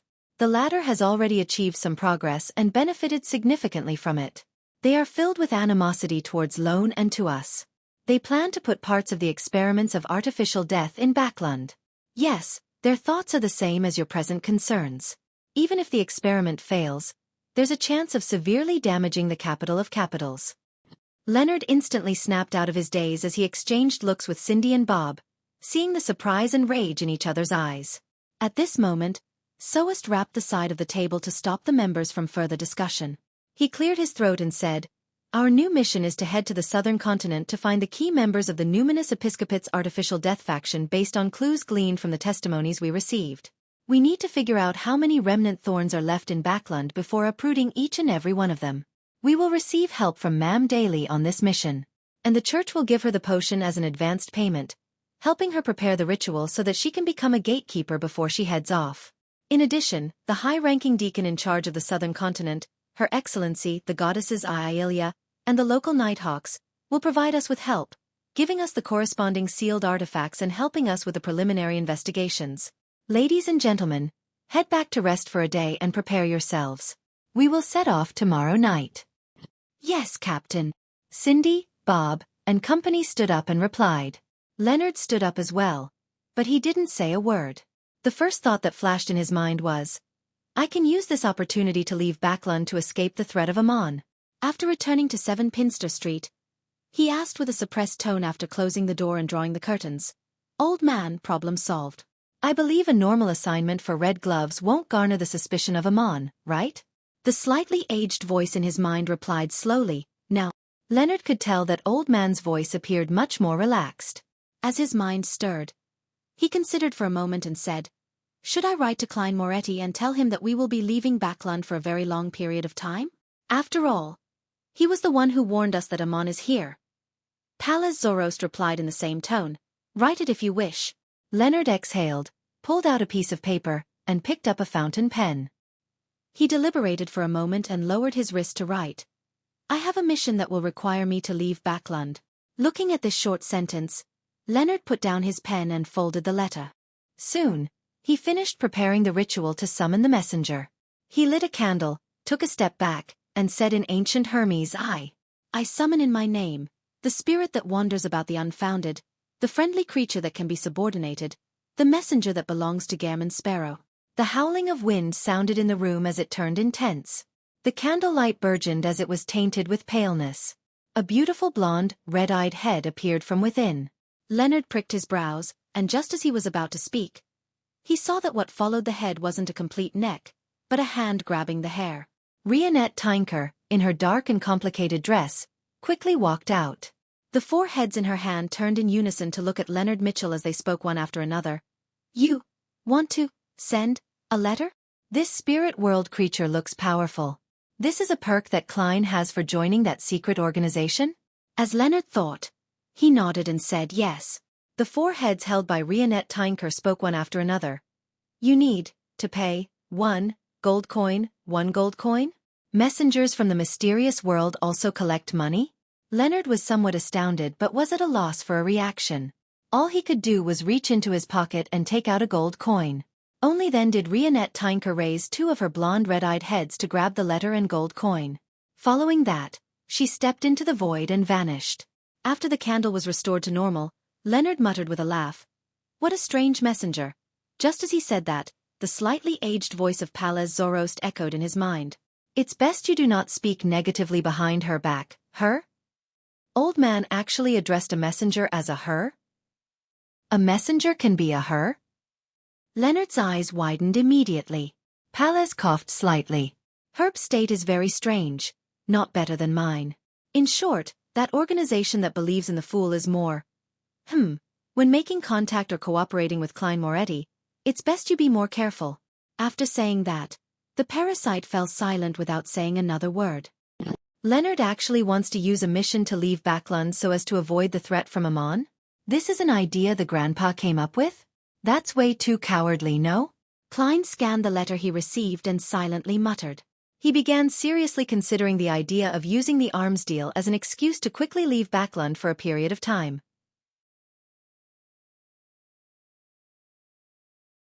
Chapter 886.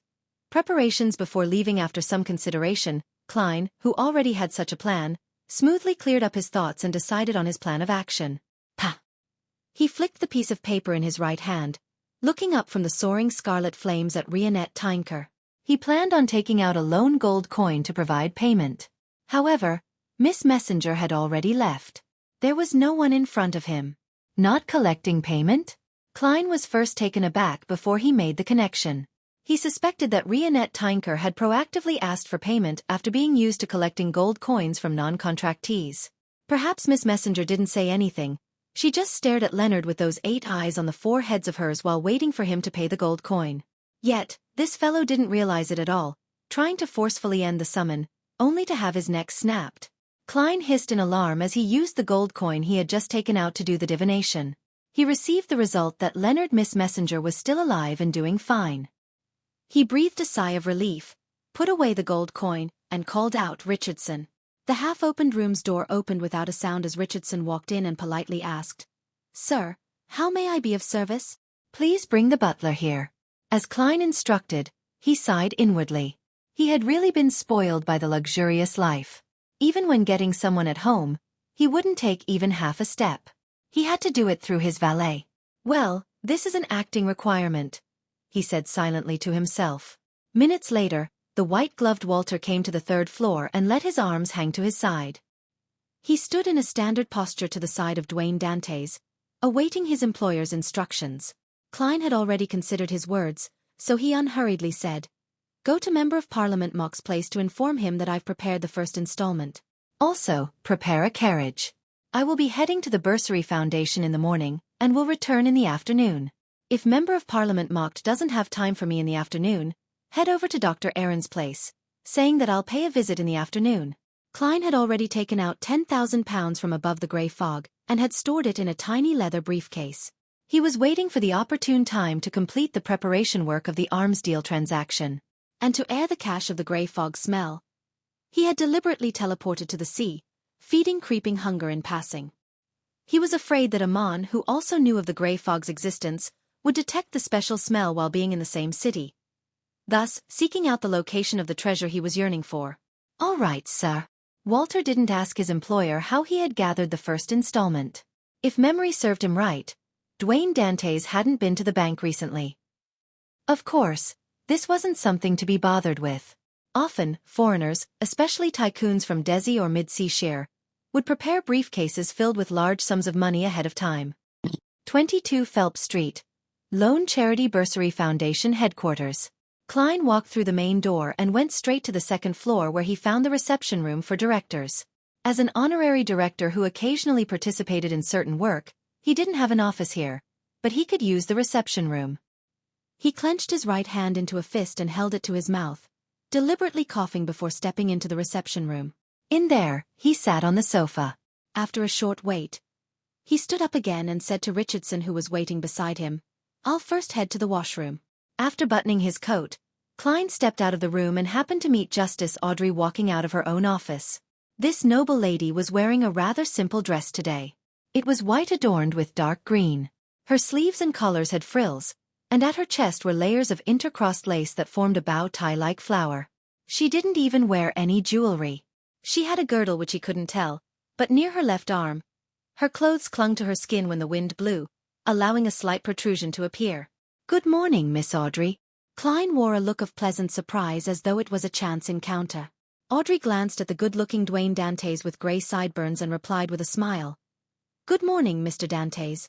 She had wanted to cheerfully say, "Long time no see," to snide at him for not being to the Bursary Foundation ever since the opening ceremony.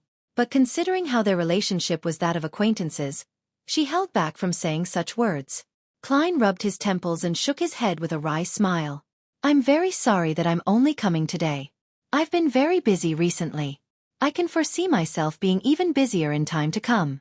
I might make a trip to the southern continent to handle certain matters." The reason why he specially came was that he wanted to inform Miss Justice that he was leaving Backlund for some time.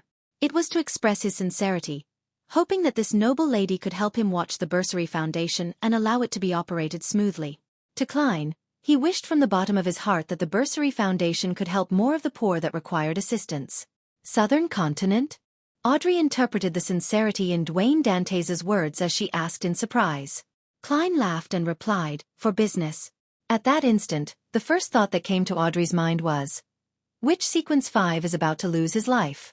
Upon sensing Miss Justice making some unpleasant assumptions, Klein added, "It's a partnership with the military for the sale of some necessities. What's the meaning behind this?" Dwayne Dantes's identity is used to probe intel from the military. Audrey was somewhat enlightened as she raised her right hand and gestured 4 times in a clockwise fashion. She said with a bright smile, "May the goddess bless you so that everything goes smoothly." After habitually saying that, she sensed that there was something discordant about that. She had wished that the goddess would bless a blessed of Mr. Fool. This is probably closer to a curse, right? Will Mr. Gehrman's sparrow be angry? No, he's actually a kind-hearted person deep down. And I did it without any malicious intent. The one who returns from the southern continent is probably another blessed who's playing Dwayne Dantes, right? Will it be a demigod? Audrey didn't notice it as her thoughts wandered. Klein gave an exasperated smile as he equally drew the crimson moon on his chest in a familiar manner. May the goddess bless us all. And that she doesn't smite us with divine punishment, he added silently. Following that, he spoke as though it was a casual chat. Have you been going to the schools to do some promotions lately? Yes. When this was mentioned, Audrey's expression seemed to radiate. She was proud and happy that she had finally done something substantial. Just as she nodded with some strength, her green eyes revealed a look of sadness. After visiting a few public primary schools, I found many of the children there very pitiful. To save money, they bring their own rye bread for lunch, matching it with a cup of water.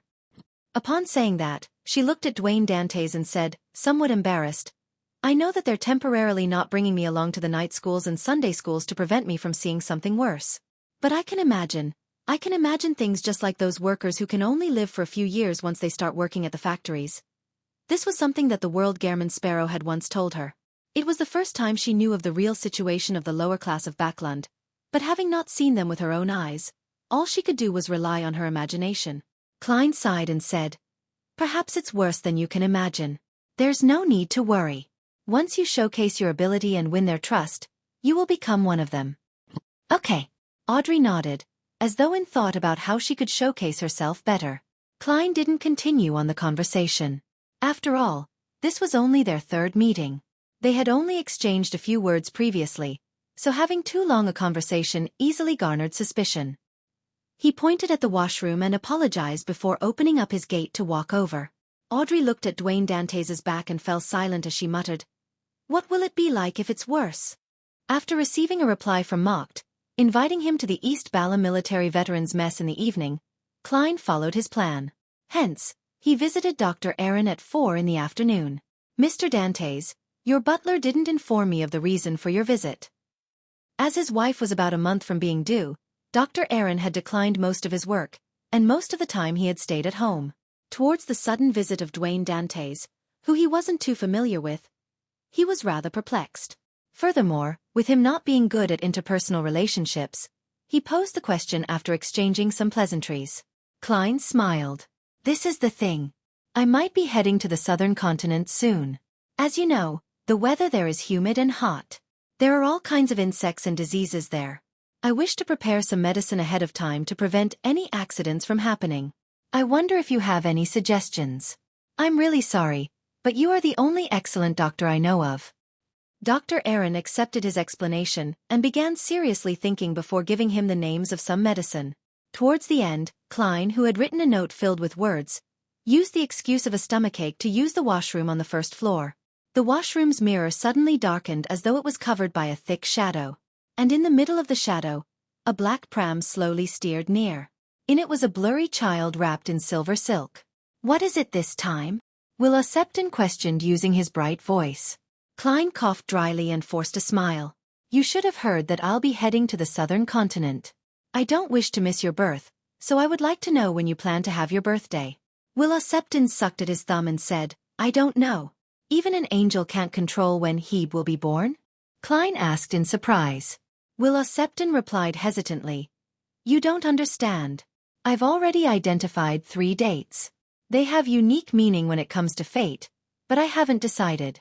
I still find it blurry. Perhaps only when the time comes will I suddenly understand what I should do. Is this decidophobia? It also gives the strong vibes of a charlatan. Klein crossed his hands and indiscernibly rubbed them. Then how would I be able to receive notice in time so that I can return in time to complete the transaction with you? Oh, that paper crane can no longer be used. Chapter 887.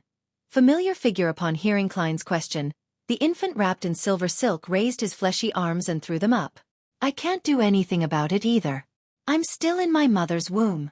Although you can no longer write on that paper crane, it can still help me locate you.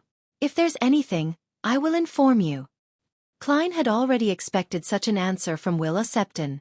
He maintained his smile and explained, that paper crane is already damaged. I think it will have problems locating my position. Following that, he gave his suggestion. Perhaps we can do this. You can summon my messenger when you're born to write to me. He wasn't too worried that Willa Septon's birth would result in anything abnormal, causing the snake of fate to have to change locations while in a baby's body. That would prevent him from contacting him again. Inside the black pram, Willa Septon gaped his mouth before closing it again, momentarily not giving an answer. After a few seconds, the infant's mouth curled and said, Do you think that's realistic? Not only are you getting a newborn to write a letter to you, he still needs to hold a ritual and summon a messenger? Klein chuckled and said, But you're a snake of fate. The laws of nature still need to be respected. Willa Septon threw down his arms and smacked the cushion beside him. This infant thought for a moment and said, Let's do this. Get someone to watch this area. Once they realize an infant is born, they can immediately inform you. Klein's eyes darted about for a while before saying, That works. On this matter, he had many people he could get help from. He could hire a gangster through Sharon and inform him via his messenger, or he could get the usually free Emlyn White to do it. He could also hire bounty hunter, Miss Zio, letting Miss Magician be responsible for informing the World Gehrman Sparrow of the developments. He could also get a Rhodes to take note of the surroundings and report to him through a one-way communication method. However, that fellow, Emlyn's nose is very sharp. I wonder if he will smell the placenta blood and be able to identify what it truly is. If that's the case, it might result in him suffering the impact of seeing a mythical creature. His intelligence will drop and he will turn mentally unsound to the point of his body mutating. Klein hurriedly asked before Willa Septon's pram retreated into the shadows. I have a teacher who I haven't been in contact for a while. Can you help me read his current fate? His name is Isaac Eggers. As Mr. Isaac hadn't replied yet, Klein couldn't help but feel worried. Back when he used the copper whistle to do a divination above the gray fog, all he saw was a silent and deep darkness. He heard a dragged-out and distant breathing, making it impossible for him to interpret what the dream meant. Willa Septon sucked at his thumb and said, He's in a state of metamorphosis. It might be good, but it might also be bad. That's all that can be seen because that teacher of yours has something special on him. Something special? Something directly derived from death's godhood? Metamorphosis? This is referring to Mr. Isaac's recovery of more memories. So he's in a slumber to recover his corresponding strength? Klein thought as he bowed. Thank you for your answer. Willa Septon turned his head and looked to the side. Klein thought and gave a warning. Based on what I know, Blasphemer Amon is here in Backlund. Of course, it's most likely an avatar. Willa Septon was taken aback for a moment before chuckling. It's a bane for you, but a boon for me. Amon and Ouroboros are absolute enemies. No, a more accurate description is that he hates the true creator. Amon is often thinking of means to pull him down from his throne as a god, while Ouroboros is loyal to that evil god. After saying that, the black pram retreated into the shadows as everything was restored to normal. Amon hates the true creator? I'm increasingly convinced that the true creator was one of the participants in the sharing of the ancient sun god. He is the black infant in the middle of the storm angel, white angel, and wisdom angel. Klein breathed a sigh of relief. He took 2 steps forward, turned on the tap, and washed his hands. In the evening at the East Balham Military Veterans Mess, Klein didn't immediately meet the long-faced Colonel Calvin. After he placed the briefcase with £10,000 into a heavy safe deposit box, he followed Mock to have a buffet meal at this high-end club. The dishes here mainly served Southern Continent cuisine. There was cream bread made from tapioca flour, ice cream dripped in the berry juice of a lilac tree, assorted seafood broth with coconut milk and palm butter, cow innards that was cooked with pepper, tomatoes, and onions, Hagenti seared roasted meat, broth made from Paws Valley's delights, as well as steak and roasted squid. Compared to other places, the ingredients used here were rather high-end. The flavors were also in authentic Southern Continent styles, leaving Klein rather satisfied. If not for his need to maintain his image, he felt that eating a mouthful of seared roasted meat and having a mouthful of ice cream would be an excellent feeling. Indeed, I prefer food that has stronger flavors. The thing that satisfied me the most today was that aperitif. If Member of Parliament Mocked hadn't mentioned it in passing, I would have thought that it was a lightly flavored fruit juice. The pale gold liquid with 2 lemons soaked in it and a few pieces of ice makes it sweet but a little sour. There's no alcoholic taste to it, and it's refreshing. It instantly just draws away the heat from the body. Klein placed his napkin on the plate as he recounted the feelings he just had. At this moment, Mocked returned from the washroom. He smiled as he bent down and whispered into Dwayne Dantes' ear. Same room as before. All right. Klein got up, went to the room with the safe deposit box, and took out the small leather briefcase with £10,000 before heading over to the activity room where he had previously met Colonel Calvin twice. Calvin, with his long face, was already waiting inside. When he caught sight of the briefcase in Dwayne Dantes' hand, he got up with a smile. You really are a gentleman of action. I like such attitudes when handling matters. As he spoke, he extended his right hand and shook Dwayne Dantes' hand. Klein then handed the briefcase to him and said with a humble smile, as a merchant, if one isn't decisive and fast when facing an opportunity to make money, that means that they aren't suitable for this occupation. Calvin sat back down and opened the briefcase in front of Dwayne Dantes and Mocked. He roughly counted the neat stacks of cash. He quickly completed the confirmation check, closed the briefcase, and looked up at Dwayne Dantes. What other thoughts do you have towards the exact details of the transaction? Klein deliberately wore a look as though he was organizing his words. After a few seconds he said, I'm planning on heading to the southern continent soon, to West Balam. Seeing Calvin and Mocked show signs of surprise, he added, I have some matters that aren't convenient to do while bringing plenty of firearms. And to make the transaction go smoothly, some advanced preparations are required. Heh, I have to put enough importance on this matter. It's a business worth tens of thousands of pounds. I'm thinking of first heading to West Balam to contact clients who have such needs, and to clear out any obvious obstacles. At an agreed-upon time, I'll contact you via telegraph and head to East Balam's border to retrieve the goods. Calvin pondered for a moment and said, You can send me a telegram after June 20th. I'll give you the details later. In short, after I receive the telegram, I'll inform the officer there and get them to pass the countersign and password to the designated personnel for them to head to the warehouse. Will you need any auxiliary personnel for protection during this time? When do you plan on leaving? I only wish to find a place to hide in West Balam where there's no Rose school of thought. The rest can be left to Danitz. When do I leave? I obviously wish to leave today and arrive there today, but that will incur suspicion. Klein considered for 2 seconds and said, There's no need for any security for the time being. In certain places in the southern continent, having such auxiliary personnel is the main cause for causing conflict. Don't worry, I have plenty of friends in West Balam. Without bringing anything of value, my safety can be guaranteed. As for when I'm leaving, my answer is as soon as possible. Calvin thought for nearly a minute before slowly nodding. I'll send someone to receive you after dinner tomorrow. The military will have an airship that needs to send goods and personnel to Desi Bay. And it's just a short distance to the southern continent via ship from there.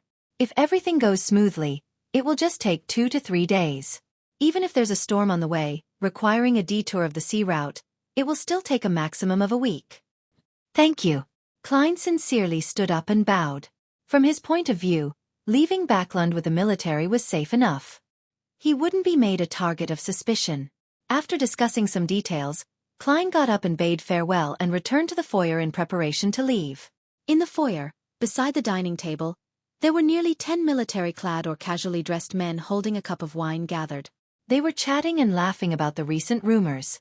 When Klein swept his gaze over, he suddenly found a figure somewhat familiar. The man was more than 1.85 meters tall but less than 1.9 meters. He had rather long arms, and his feet were faced outwards to a certain degree. His shoulders were abnormally broad, causing his black suit to appear rather tight. Klein's mind raced as his nerves tensed up. He had already recalled the source of the familiarity. It was the demigod that met crazy Captain Connors that night. He was the demigod suspected to be working for a particular faction of the royal family, one who was supervising the human trafficking. Although this high-sequence beyonder was previously wearing a black hood that interfered with divination, preventing his appearance from being exposed, Klein remembered the traits of his body. That was what a faceless was good at. Chapter 888. A shocking glance for a second, Klein's act of casually sweeping his gaze paused on that familiar person's figure. He immediately sensed the abnormality in his reaction since a demigod's spiritual perception wouldn't fail to notice it. His back muscles tensed up as his mind raced, producing figurative sparks. He didn't immediately move his gaze away as he continued looking at the demigod suspected to be from the Black Emperor pathway. He smiled at Mocked and said, "This place really isn't just for veteran officers." This sounded like a result of careful observation, but it was nothing but meaningless chatter. Mocked chuckled. Any club will exceed its original restrictions when it further develops itself. His answer didn't seem to offer anything, but on careful consideration, it did seem to imply something, or perhaps something that was the complete opposite. At this moment, the broad-shouldered and long-armed gentleman in a black suit had also naturally turned his head. He looked at the two men, and he noticed that the tycoon who had donated £15,000 was looking at him and his companions while engaging Member of Parliament Mocked with a whisper. This made him feel that his look of surprise was more of a natural reaction towards learning of his occupation. Then, he retracted his gaze and continued his topic of conversation. And at this moment, Klein's back was covered in a layer of cold sweat, and his legs were going limp. Although he had, in a way, faced the demigod before and had even fought with him, to have such a close encounter in such a small place, with danger happening in a split second, this was a first. And more importantly, he was far from prepared to face a demigod. Not only did he lack a marionette, all he had on him was Death Knell, Azek's copper whistle, and the adventurer's harmonica. The sea god's scepter was impossible to bring on his person. Furthermore, the usage of it had strict environmental limitations. Otherwise, it would result in massive damage. If he kept Grozel's travels on him for too long, he might be pulled into the book world. When that happens, it would become troublesome trying to exit it. Creeping hunger was still lacking a seal, so it needed to feed every day. Unless necessary, it was impossible to take it out ahead of time. The Fate Siphon charm was made from a worm of time, so it was an unknown if it would attract him on. Unless he could use it very quickly, Klein obviously lacked the courage to bring it on him. If the demigod who was suspected to be from the Black Emperor pathway had discovered something wrong with him, there was only one optimal solution he could think of. It was to blow the harmonica and summon Miss Messenger to get her to help him escape Backlund via the spirit world. He had never thought of letting Rionette Tynker engage in a direct battle while he held Death Knell from the side to find an opportunity to fire. This was Backlund, the home ground of the official Beyonders. With Miss Messenger's unique appearance, that man could easily pin a crime on her, and what awaited Klein would be a joint attack on him. There was bound to be increasing numbers of demigods and powerful sealed artifacts. How harrowing! Klein moved his gaze away in a manner that adhered to logic. Using the clown's ability to control his legs, he walked to the door in a completely normal manner. He didn't ask Mocked who those people were, to appear uninterested as a way to prove that it was all just a casual glance. However, that person turning to look at him had exposed his appearance to Klein. He had thick but unmessy black brows with a short and hard crew cut of the same color. He had dark blue eyes and a high nose bridge with a bushy mustache spreading out from his mouth. He had a long face with accentuated outlines as well as callous curves. He had strong masculine vibes and was probably in his 30s or 40s. It was difficult to determine. Just on his appearance alone, Klein felt that he looked more like an Arbiter Pathway's demigod rather than one of the Black Emperor Pathway. Of course, this demigod's bearing was closer to that of a warrior's, but he was too short. Having had a clear look at him, Klein didn't need to inquire further. He could directly get a Rhodes to answer him. Even if he was still wary of the magic mirror, he could always commission Miss Zio, Miss Sharon, and company to do a simple background check. He believed that no matter how well hidden this demigod was, it was unlikely for him to have a low-ranking position. It would be easy to figure out who he was. 1 step. 2 steps. 3 steps. Klein left the East Bala military veterans' mess in a normal manner.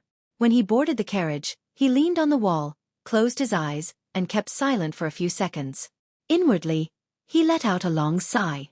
The disconnected trail of clues leading to the truth of the Great Smog of Backlund has finally been connected again. He didn't open his eyes or say a word, as though he was recounting the business problems he had previously discussed.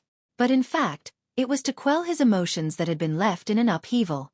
During this process, Klein realized that Richardson had tried to speak a few times, only to shut his mouth again, doing so as though he was stumped. Ultimately, he didn't say a word, focused on preparing marquee black tea for his employer. Due to his previous encounter, Klein momentarily didn't have the capacity to be bothered about him and had pretended to not notice it. Amidst the silent atmosphere and grinding wheels, they returned to 160 Buckland Street.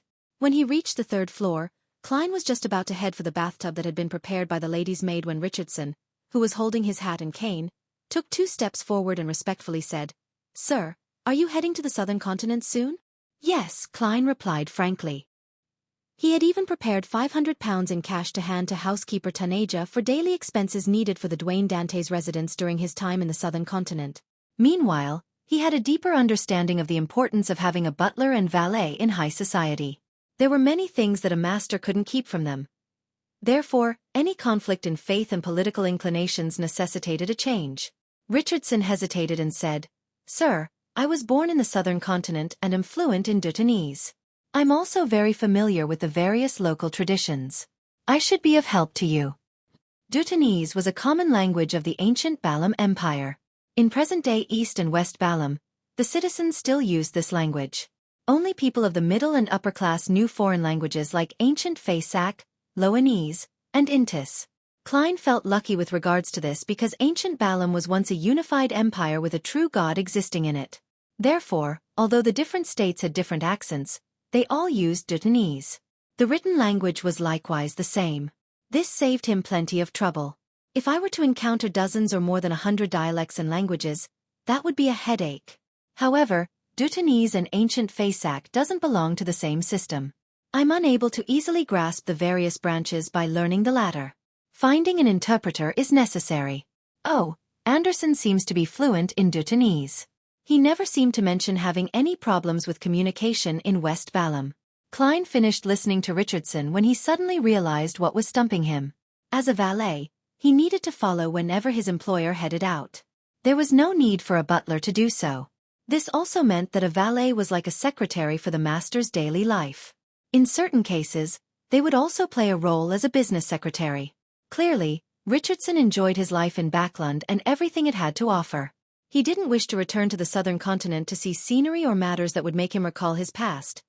Therefore, when he got into the carriage, he had tried to mention his traits but was unable to voice it out. He wished that Dwayne Dantes could find a better candidate. Klein thought for a moment before saying, "I can tell that you don't like the southern continent. Why are you telling me this?" Richardson slowly bowed his head and looked at his toes. "You gave me a chance to gain experience to mature. I believe I can help you." Very simple feelings of gratitude. If you hadn't said so, no one would know that you knew Bhutanese. After all, you were born and raised in an East Balam colony manor. Klein carefully sized up Richardson, chuckled inwardly, and made some silent poignant comments.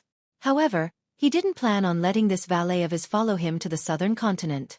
Firstly, it would make it inconvenient for him to carry out certain operations. Secondly, if he was recognized by some nation re-establishment society member of the numinous episcopate, it might end up affecting the rest of his life. Klein laughed and replied, "I have plenty of friends there.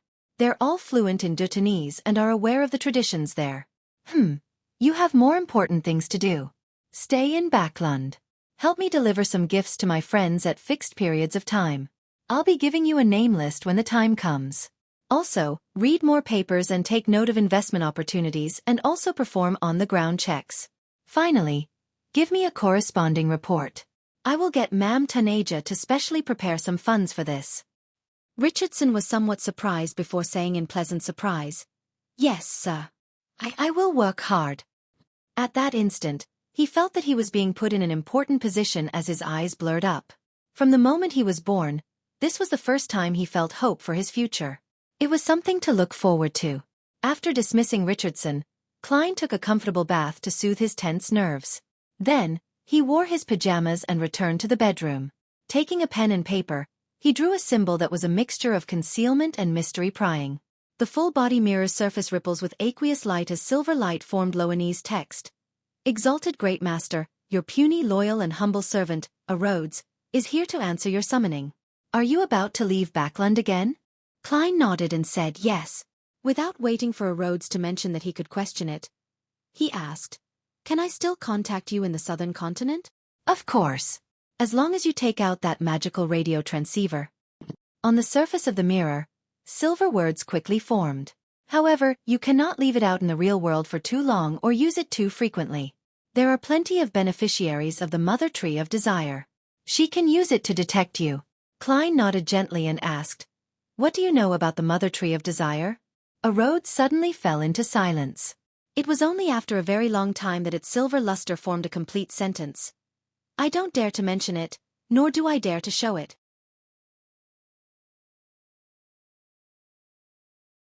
Chapter 889.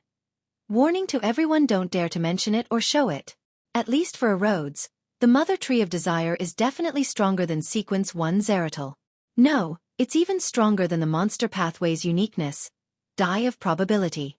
There should be a way to circumvent the restriction to get a Rhodes to display the corresponding information, such as bringing it above the gray fog. Heh, how is that possible? That won't happen unless I'm already an angel and in complete control of that mysterious space. Klein's eyes moved slightly without pressing the question. He asked, "It's your turn to ask." The full-body mirror's silver light turned brisk, forming a new sentence. "Great Master, what other instructions do you have for me?" "Nice question." Klein thought for a moment and said, "After I leave Backlund, take note of Dr. Aaron Sirius's family. Once his wife gives birth, remember to mention it to me when I summon you." After careful consideration, Klein believed that leaving this matter to a Rhodes was for the best.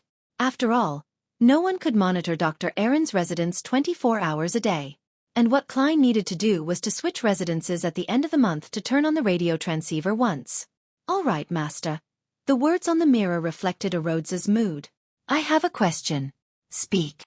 Klein nodded, giving permission. This time, the sentence a Rhodes presented were filled with pauses as though it was very hesitant. "Great Master, what relationship does that child have with you?" It seemed to be puzzled why a supreme ruler above the spirit world would pay so much attention to a yet-to-be-born infant. I've already said that it's the yet-to-be-born child of Dr. Aaron Series. Yet a Rhodes fails to notice anything special about Will Septon. When it comes to hiding his fate and special traits, a snake of fate is far better than the angels of the other sequences.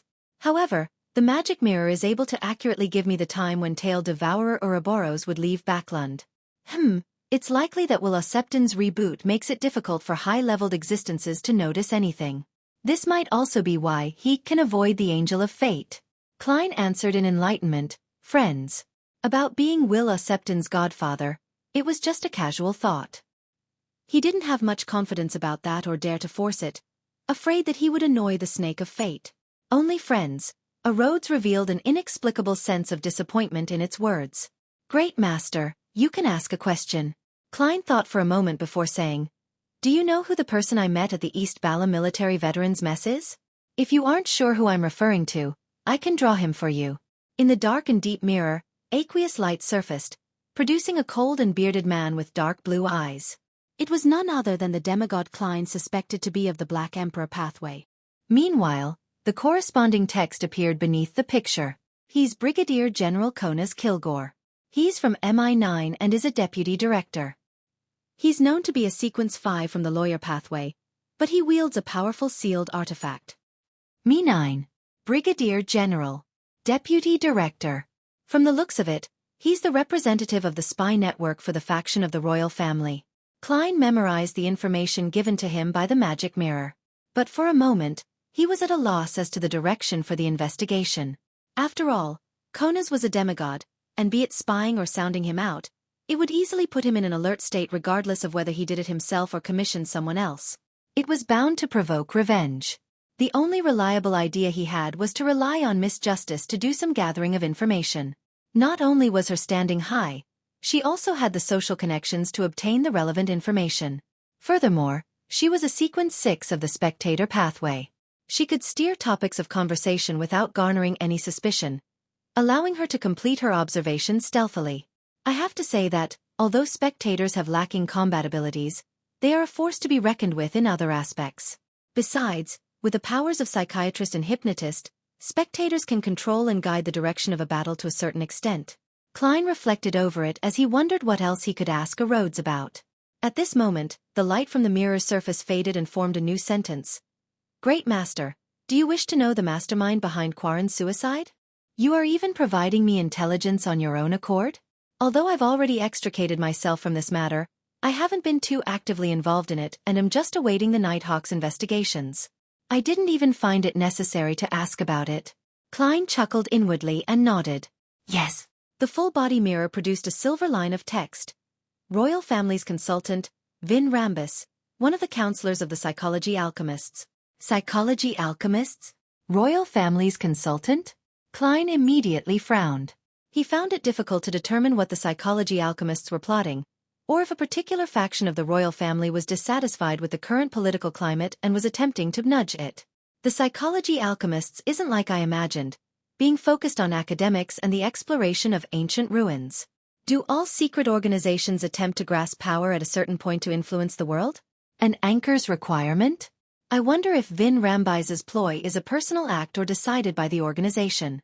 If it's the former, that's still all right, but if it's the latter, it will be easier for Miss Justice to encounter difficult choices as her standing in the Psychology Alchemists rises. Klein's thoughts whirred as he returned to the question-and-answer game. He deliberated and asked, "What else do you wish to say?" If anyone else had asked such a question, Klein believed that a Rhodes would smite them with lightning or use another malicious method to tease them. However, he believed that, as a supreme ruler above the spirit world, he had the right to ask such a question. It was also an opportunity to test a Rhodes's bottom line. The silver light on the full-body mirror's surface transformed into another new line without any hesitation. "Great Master, Amon is already in Backlund as you expected. As it's his avatar that came, I can see it." What do you mean as I expected? When did I expect it? Klein pricked up his brows and said, "I'm aware." All right. That's it for today. I'll summon you again using the radio transceiver if I come across any more questions. Yes, Master, your loyal and humble servant, a Rhodes, is constantly awaiting your orders. Goodbye. The mirror's surface depicted an emoticon of waving a handkerchief. Klein watched in silence until everything was restored to normal. On the second day, which was a Monday, he had already made preparations to head to the southern continent. Apart from the luggage that contained 2 sets of clothes, 500 pounds, and some miscellaneous clothing that was meant for show, he threw the remaining 12,125 pounds and 87 gold coins above the grey fog. The reason why he was so careful was because Klein had a deep impression on his last death and resurrection. If he hadn't had an anonymous account with a few £100 from Miss Justice, he had no idea how long he had to wander the streets. Perhaps he had to really get a job at the circus to be a clown, or he'd have to head to a certain gangster leader's place to borrow some money. Seeing that it was almost 3, Klein headed up above the grey fog, prepared to have this week's tarot gathering. He had previously done a divination here, and he received the conclusion that, unless they were in the same building, Blasphemer Amon was unable to detect a tarot club member being pulled up into the mysterious space above the grey fog. Before long, dark red beams shot up in the Grand Palace, materializing into blurry figures. Having confirmed that she was restarting her psychology lessons this week and having re-established contact with the Psychology Alchemists, Audrey looked towards the end of the long bronze table in a relatively good mood. She stood up, raised the corners of her skirt, and bowed. "Good afternoon, Mr. Fool." Opposite her, the hanged man also got up and bowed, but he had another question on his mind. He had originally promised the world Gehrman Sparrow that he would give him the mystical item made from the ocean songster Beyonder characteristic last week. But to his dismay, something happened to the artisan, preventing him from handing it over in time. With regards to this, Alger planned on explaining the reason to the world at the tarot gathering before personally taking action to resolve the problems of the artisan. After the bow and exchanging greetings, Katlia was just about to say something when she saw Mr. Fool wrap the edges of the mottled table. This dull knock made all the tarot club members tense up. They had no idea what Mr. Fool was about to say. It must be something serious. Something that's emphasized by Mr. Fool at the beginning must be something serious. Audrey determined inwardly. The Fool Klein surveyed the area and said with a smile, "Amon recently came to Backlund. An avatar." Amon? Blasphemer Amon? Derek instantly felt his unpleasant memories become invoked. Be it parasitizing the former team captain, asking, "Are you looking for me?" or coiling around his spirit body like a snake, Amon with his pointed hat was a nightmare he couldn't shirk away from. One had to know that, as a resident of the City of Silver, Derek had seen plenty of terrifying monsters. Only a few could make him feel uneasy and fearful just from a mere recollection. Amon has headed to Backlund where Miss Justice and Miss Magician are living? What does he want? What should they do? Derek suddenly felt nervous for his companions. This ancient king of angels has returned to the real world? Indeed, when a revolution is about to happen or is descending, the waves of the times will come flooding in. Alger's eyes narrowed as he recalled what Vice Admiral Hurricane Kalangos had once said to him. Katlia's thoughts were similar to his. As the king of angels had reappeared in the northern continent, she could catch a whiff of the unease. A phrase surfaced in her mind, the changing of an epoch. Amon. Angel of time Amon. An ancient king of angels. Audrey trembled in concern. She glanced at the magician Furs and Mr. Moon who wore blank and horrified looks and couldn't help but look towards the end of the long bronze table. Honorable Mr. Fool, can I think of a way to inform the church of this matter?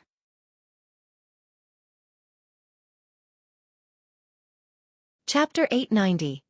Ignore him. Regarding Miss Justice's question, Klein had already considered it some time ago. After all, leaving troublesome problems to the official organizations who could resolve them was his modus operandi. However, Leonard's and Palaz Zorost's reaction made him realize something different. Leonard was a red glove of the Nighthawks. He could easily create an informant to pass the news of Amon being in Backlund to the Church of Evernight, and then let the Archbishop and high-ranking deacons decide on a strategy before carrying out an operation.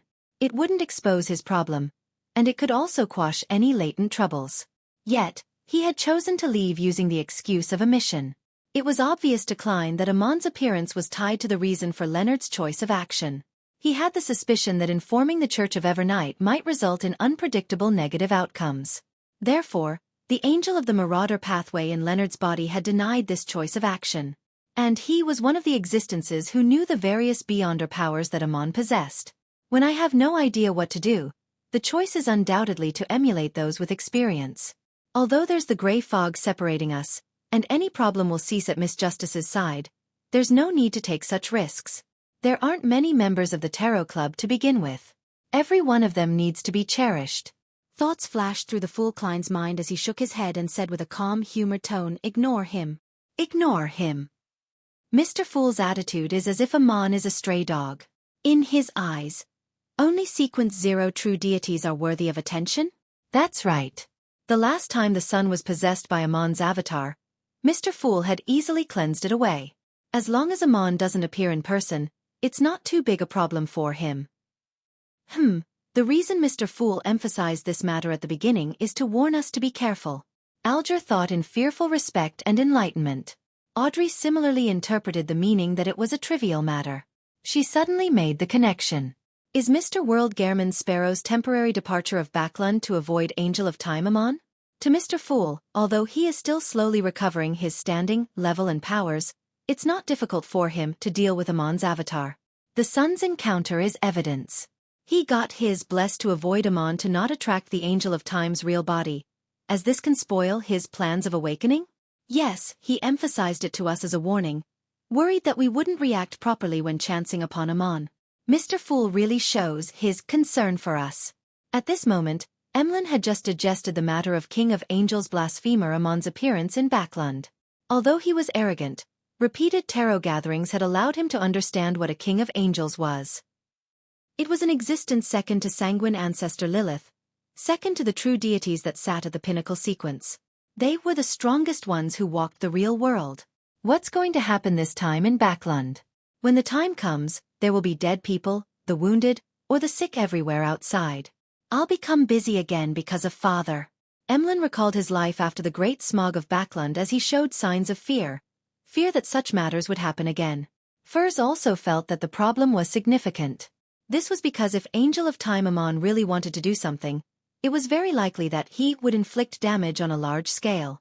It was something that she could avoid by hiding at home and not heading out. She silently drew a breath and looked to the end of the long bronze table, worriedly asking, "Honorable Mr. Fool, why is Amon sending his avatar to Backlund?" Klein deliberated over his choice of words and looked around the table with a smile. "To look for all of you. To look for us?"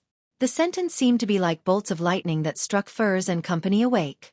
It left their spines numb. Right on the heels of that, Audrey made the connection of the reply to "ignore him" from before. She found Mr. Fool like the boundless ocean, and a mere avatar of blasphemer Amon was just a rock. It could only cause a tiny stir and nothing more. Although Amon's avatar came to find us Tarot Club members, Mr. Fool has said to ignore him, so there's no need to bother about him. Praise Mr. Fool. Audrey's nerves that had just tensed up instantly relaxed. Emlyn, Furs, and Derek also figured out something similar. They either leaned back into their seats, exhaled openly, or praised Mr. Fool from the bottom of their hearts. Katlia hadn't joined when Amon possessed the son Derek, and she had only learned of it during a few of the subsequent discussions. Therefore, she knew little and didn't have deep thoughts about it. She just felt worried over the situation where Amon, a king of angels, was seeking out the Tarot Club members. Why would a king of angels like Amon target the Tarot Club?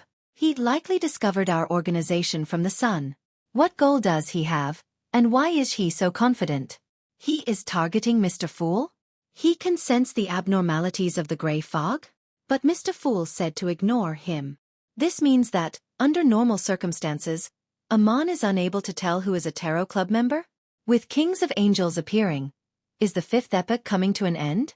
After Alger relaxed from his tensed state, he began thinking about something else. Back when he informed the Church of Storms about Bansi Harbour's problem, his excuse was that he had heard someone at a bar mentioning it. And he had described this person using blasphemer Amon's image. Thankfully, even if the church were to encounter Amon, with the way they handle things, they wouldn't verify and question this matter. And regardless of Amon's performance or because of his identity, they will definitely find him extremely suspicious and place weight on this suspicion. Alger wasn't worried that he would expose himself for this trivial problem. He only believed that it was best that he should be careful and not randomly use high-ranking Beyonders, especially angels and above, as scapegoats. Hence, he warned himself. Although not every high-ranking Beyonder is at the level of any mention of it will be known, or have similar powers, mentioning it excessively might result in me encountering that existence due to the machinations of fate. After all, the higher one goes, the deeper the connections of fate will be. Seeing that the Tarot Club members, especially the three who were in Backlund, had already shown signs of wariness about Amon's avatar and had written off the thoughts of being rash and not plan on targeting the blasphemer, he calmed down and leaned back, leisurely looking at everyone as an indication that the floor was theirs. Katlia reigned in her worries over the northern and southern continent and the 5 seas before looking to the seat of honor at the long bronze table. Honorable Mr. Fool, I have 3 new diary pages again this time. She remembered vividly that, at the end of last Monday's tarot gathering, she had informed the meaning of the 2 Roselian characters to Queen Mystic. However, she only received a reply on Sunday. In it were 3 new diary pages and a question of medium length. The place his mind and spirit calls home, is it on that island, or the depths of the cosmos?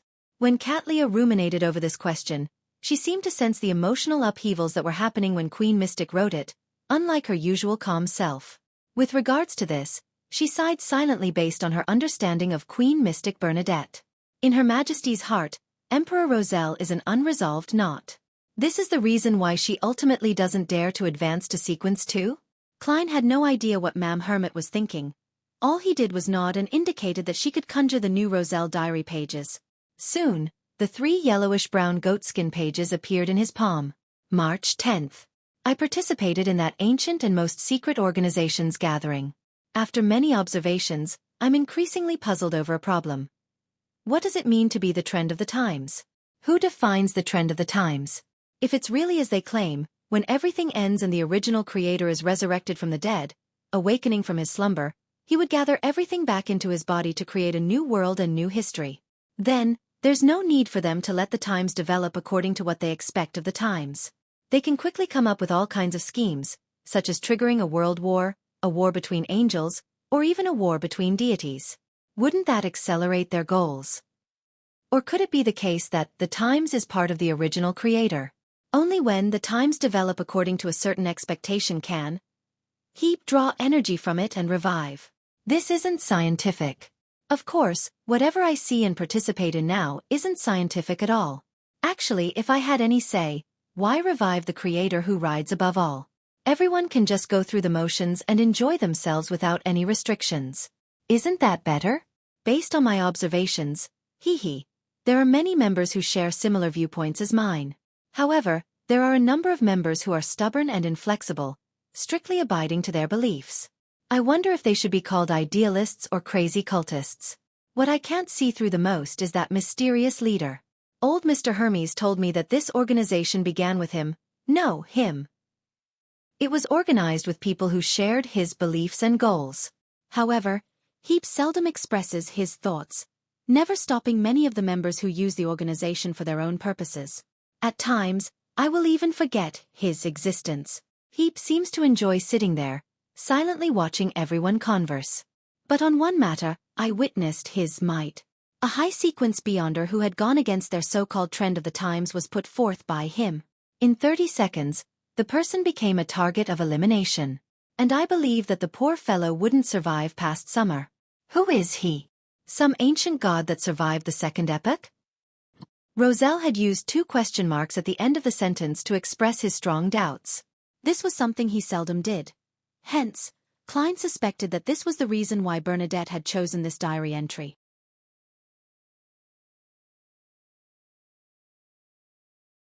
Chapter 891. Strange Chapel. The mysterious leader of the Twilight Hermit Order enjoys sitting there, silently watching everyone converse. Once he wishes for something to be done, the matter can very quickly reach a consensus. This really matches the characteristics of the spectator pathway. I'm increasingly convinced that he is Amon's brother, the other son of the creator, Adam. In his later years, the Emperor learned plenty of secrets from Mr. Dorr and was probably able to come up with similar conclusions. As Klein compared the descriptions in the diary with what he already knew to come up with theories and verify them, he cast his gaze down to read the rest of the content of the page. March 11th. The more I recall what happened yesterday, the more afraid I am. A demigod existence had his fate decided with just a few words. He didn't even have the chance to express his disapproval. And the makeup of the ancient secret organization convinces me that, apart from dealing with the 7 Orthodox churches, there is nothing that they can't do. Even the toppling of a nation isn't impossible. How lucky I am to be pulled into this organization. Otherwise, who knows if I might one day suffer an unexpected assassination I cannot resist. I'll die with my eyes wide open. This kind of organization that hides behind the scenes, secretly passing judgment on others, while determining the life and death of the target is really unacceptable. Even if I'm one of their members, I'm still appalled and feel fear deep down. This world is so much more dangerous than Earth. Perhaps just being born with relatively high spirituality, randomly flipping through an ancient tome, sitting normally on a ship doing business, taking in the beauty of some lady, entering some castle because of one's love of traveling, being woken up by fighting next door in the middle of the night, or creating something that's of meaning, these would be enough to cause one to die a baffling, tragic death. And this is one of the reasons that drive me to improve myself, to advance myself, to gain the ability to determine my own fate. I can definitely succeed. I'm the protagonist of this era, huh? March 12th. I feel there's a need to seek out some material regarding the 4th epoch, 3rd epoch, and even the 2nd epoch.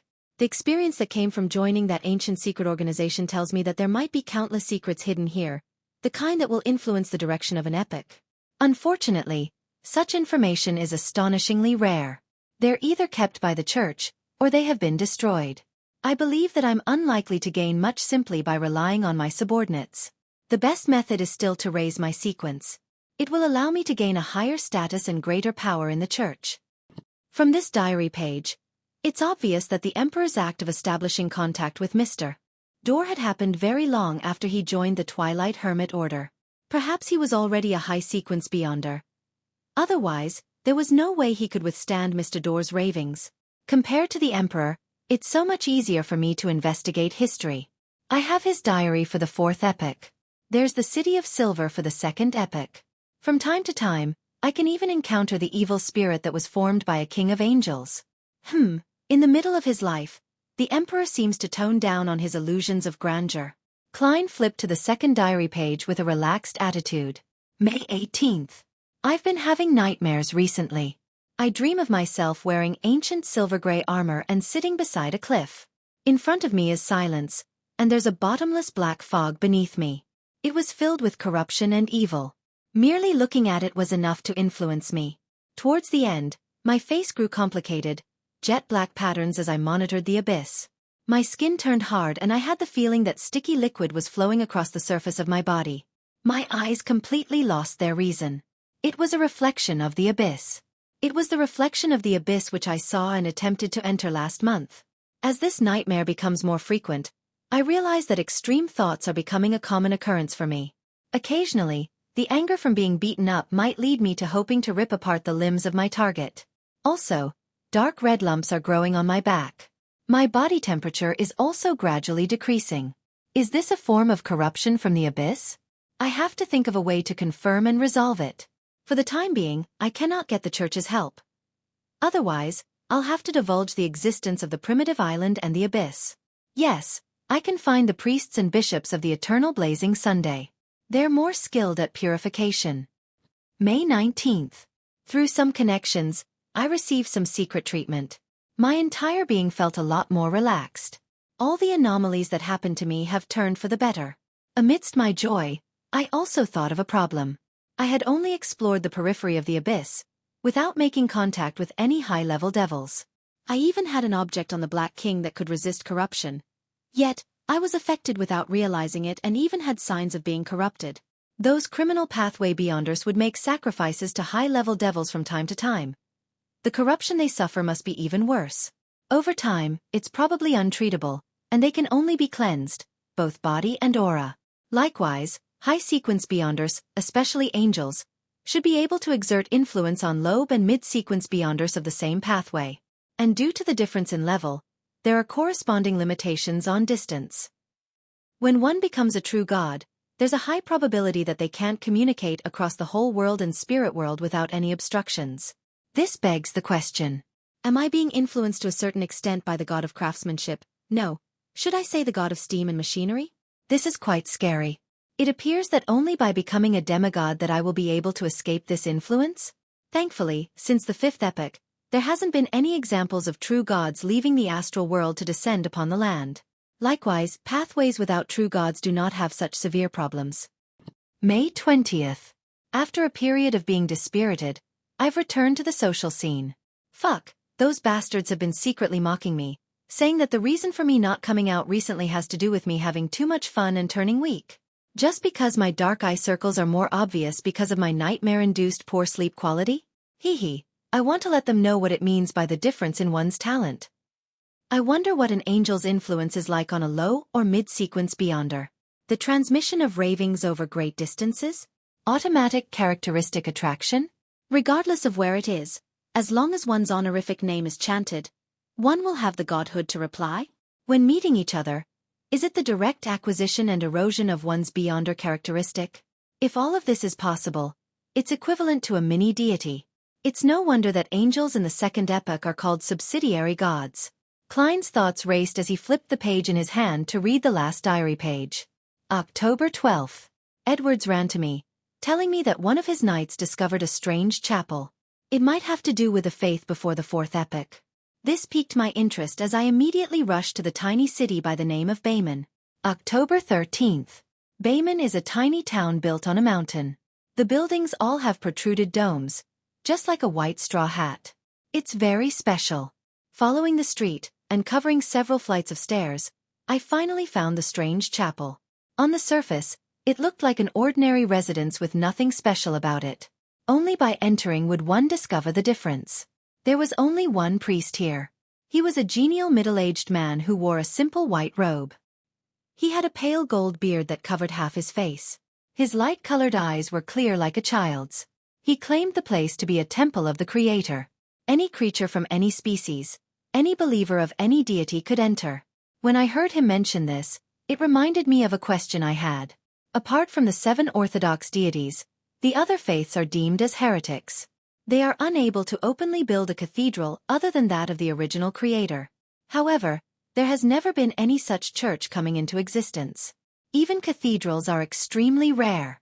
In front of the chapel was a simple baldachin. In it was a man carrying a cross. This was likely the divine image of the so-called Creator. I sat in the front pew and idly chatted with the priest. He told me of many different stories. He said that when humans were first born, the ones that ruled the skies, land, and sea were all sorts of crazy bloodthirsty monsters. They were said to be the origins of the later species: dragons, giants, and elves.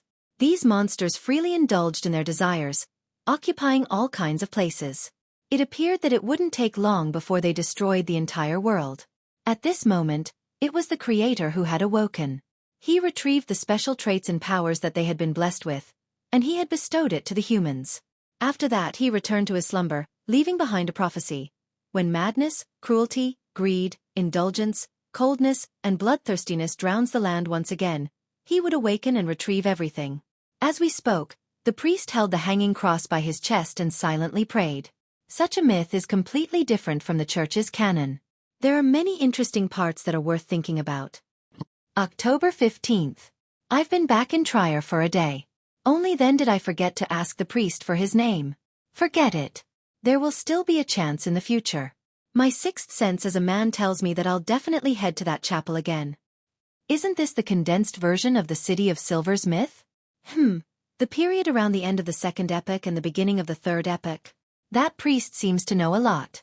Perhaps, an organization that passes down such a myth over the generations know a lot. Klein's mind stirred as the diary pages in his hand vanished. Then he looked up at Ma'am Hermit.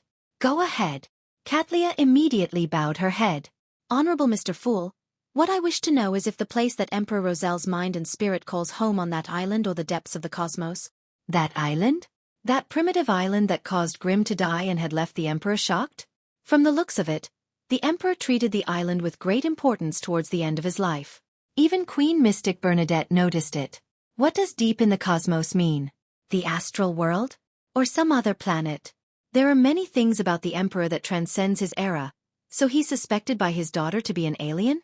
Although it's a little ridiculous, it adheres to logic. After all, research has proven that this is a planet.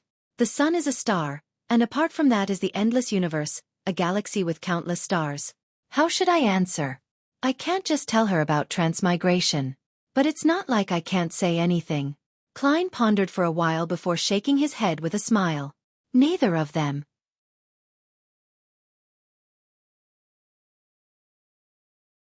Chapter 892. Individual comprehension, neither of them. Katlia ruminated over Mr. Fool's reply, suddenly feeling at a loss as to the true meaning of the question.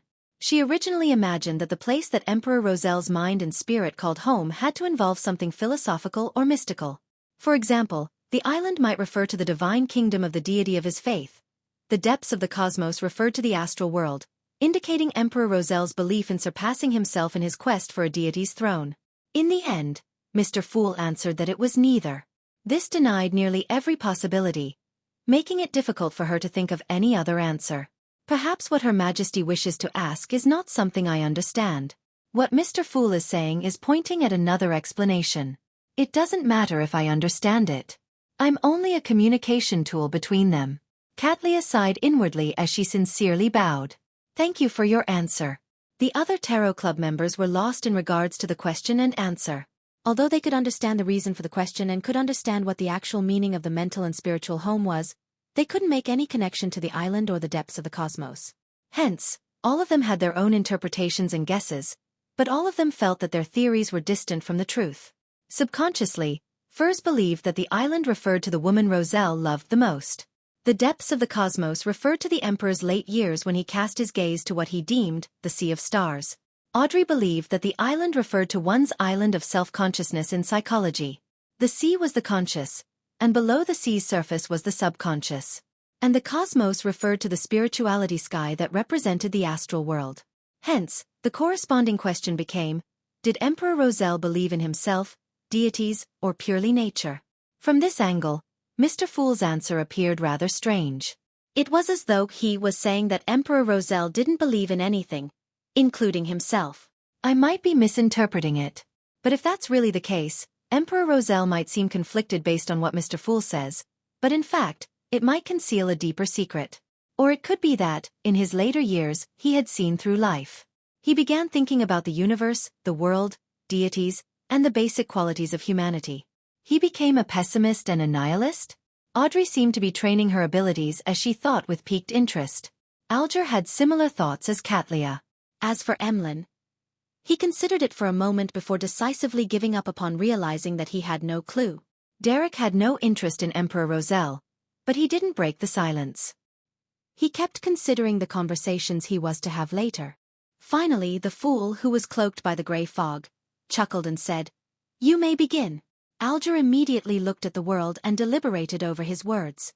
"Sorry, Your mystical item will require a little more time.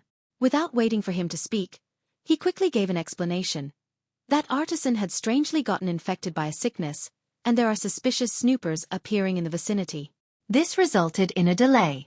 I will personally make a trip to see if I can resolve his problems so that he can quickly recover. We'll try to make the mystical item you need within 2 weeks. He spoke extremely sincerely as a way to express his apologies and importance on the matter. But in his actual description, he had secretly pushed all the blame to the artisan. It was as though he was saying to the world that if he were displeased, I will teach him a lesson for you. If that's not enough, I will even give you his exact location for you to personally pay him a visit. That artisan sure is troublesome. Mr. Hanged Man treats this quite seriously. Non-official, or should I say artisans who are willing to accept orders from unknown origins, are extremely rare. If they can be secured, it's best that they are secured. Klein pondered for a moment and got the world to hoarsely reply, I will allow this delay, but there shouldn't be a next time. He spoke very calmly, but it alarmed Alger. He could almost feel the hidden murderous intent in the world Gehrman Sparrow. Thank you for your understanding, he said with a staid expression. Upon hearing their conversation, Katlia looked at the Hanged Man, curled her lips, and nudged her glasses. She said, if you are unable to resolve the problems, I can provide some help. From her point of view, as long as the problem wasn't serious, she could even do it for free. After all, this meant that she could skip the Hanged Man and directly establish connections with the artisan. Alger obviously sensed the true intent of this pirate admiral. He felt that she was beginning to severely encroach into his territory, giving him a certain level of pressure. He paused for a moment and replied in an unperturbed manner. Then, I will thank you on his behalf for your kindness. On the one hand, he expressed his close ties with the artisan, and on the other hand, didn't directly object to her help, thus giving him sufficient leeway. Compared to having Gehrman Sparrow find fault with him, sacrificing some benefits wasn't something unacceptable. Katlia didn't harp on the matter as she turned to look at the world. Are you pleased with the information on West Balam? She had already gathered all the information on West Balam that Gehrman Sparrow needed last Thursday. She had handed it to him via the strange messenger. She was filled with fear when it came to Mr. Fool, so given any other methods, she was unwilling to disturb that existence. It cost me a total of £300. If it wasn't good enough, I would have asked for a refund there and then. Klein mumbled and made the world answer tersely as an affirmation. Then, the fake person cast its gaze on Miss Magician. Furs immediately felt uncomfortable, akin to the feeling of a rat being targeted by a cat. She couldn't help but consider if she had done something wrong. Could it be that during my conversation with Zio, my description, defamation of Dwayne Dantes, was heard by him? Or is he displeased that I didn't refund him the money? Furs stopped thinking about the bodyguard mission that had happened days ago as she asked, quaking with consternation, Mr. World, is there something? The world nodded and said, a commission. Get information on Calderon City from the Abraham family. Most important of all is its location. Calderon City. Why is the world suddenly searching for this mysterious spirit world city? An instruction from Mr. Fool? It's a new part of his reawakening plans? Katlia had some idea about Calderon City, so she was quite perplexed. The other Tarot Club members, including Furs, didn't know what city the world was looking for. All they could do was maintain their silence. Among them, Emlyn felt that he had heard of it before, but he couldn't recall the exact details. About 4 seconds later, Furs forced a smile. No problem. I can help you ask. How much would it cost? The world asked in an unperturbed tone. £1,000. No, £500. No, I still need to deduct the bodyguard fee.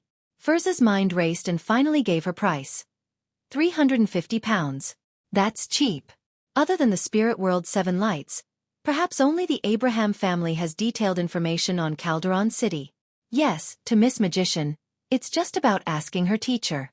It's indeed simple and convenient. It's no wonder it's not expensive. Klein was first surprised before coming to a realization. He made the world nod and say, deal. After watching this transaction close, Audrey noticed something amusing. Miss Magician seems to be very afraid of Mr. World. It was to the point of being a reflex. She had previously met Dwayne Dantes, but didn't know that he was Gehrman Sparrow. During this period, she discovered something terrifying? I'll arrange to meet her and Zio at Glaine's place. Let's see if I can figure out something. Audrey thought as she indiscernibly nodded. At this moment, seeing that the world had nothing else, Emlyn hurriedly looked at the sun. Do you have the sequence 5 Beyonder characteristic of the artificial vampire? I haven't accrued enough merit points. Derek didn't feel ashamed this time. On the contrary, he felt that Mr. Moon was being overly anxious.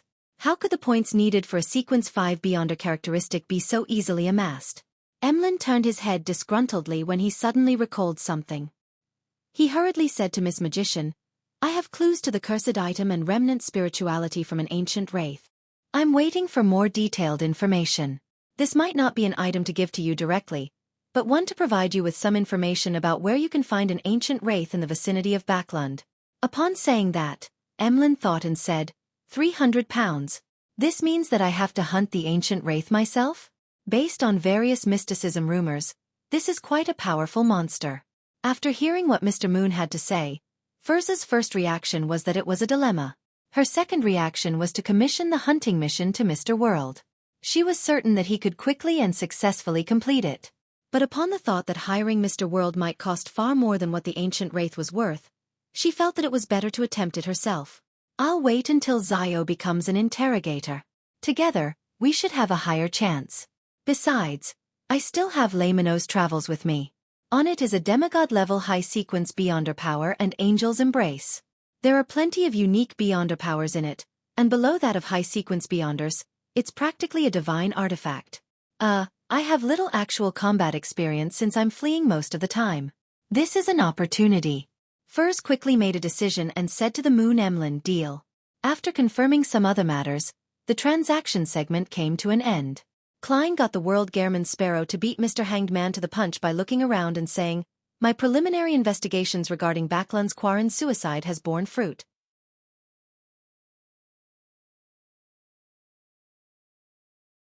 Chapter 893.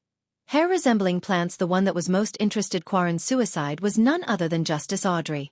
However, she had long noticed that Furs had some slight interest in the case.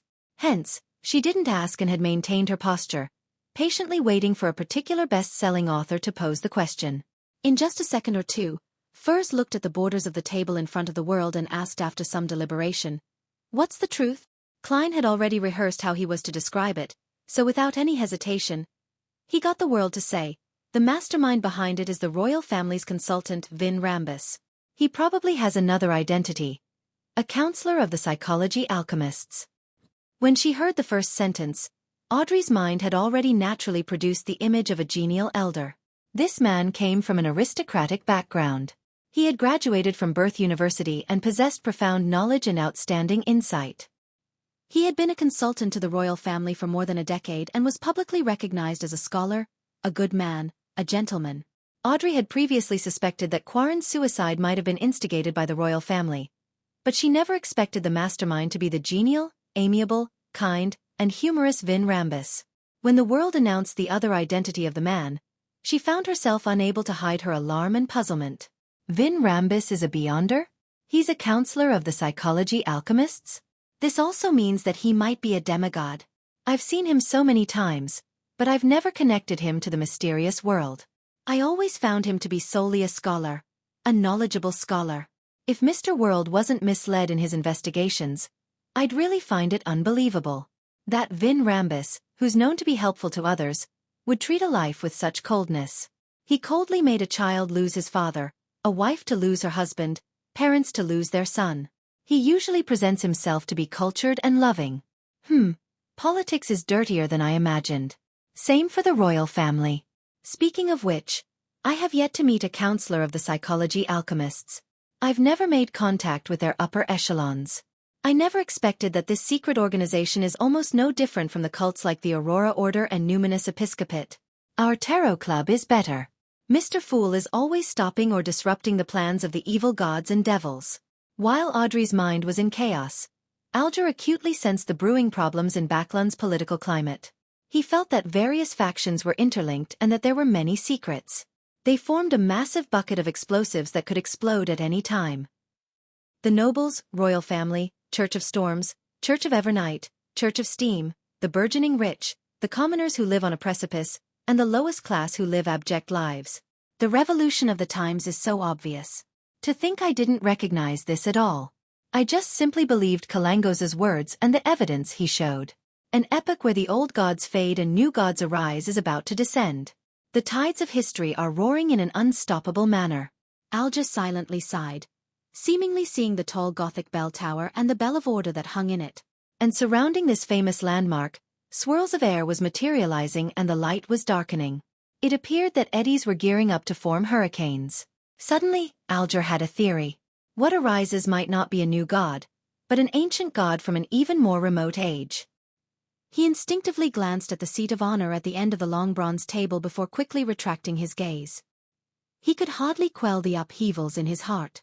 At that moment, he had a baffling feeling that his ambition and goals were too puny. He had only wanted to become an archbishop of the Church of Storms, a saint. In this position, he would have authority in the world and he could direct many things in secret. Since the old gods are fading away and new gods are rising, Mr. Fool will be returning to his throne in the astral world. Then why shouldn't I consider being an angel? Only at this level can I complete a qualitative change in my existence. I'll be able to live a long lifespan.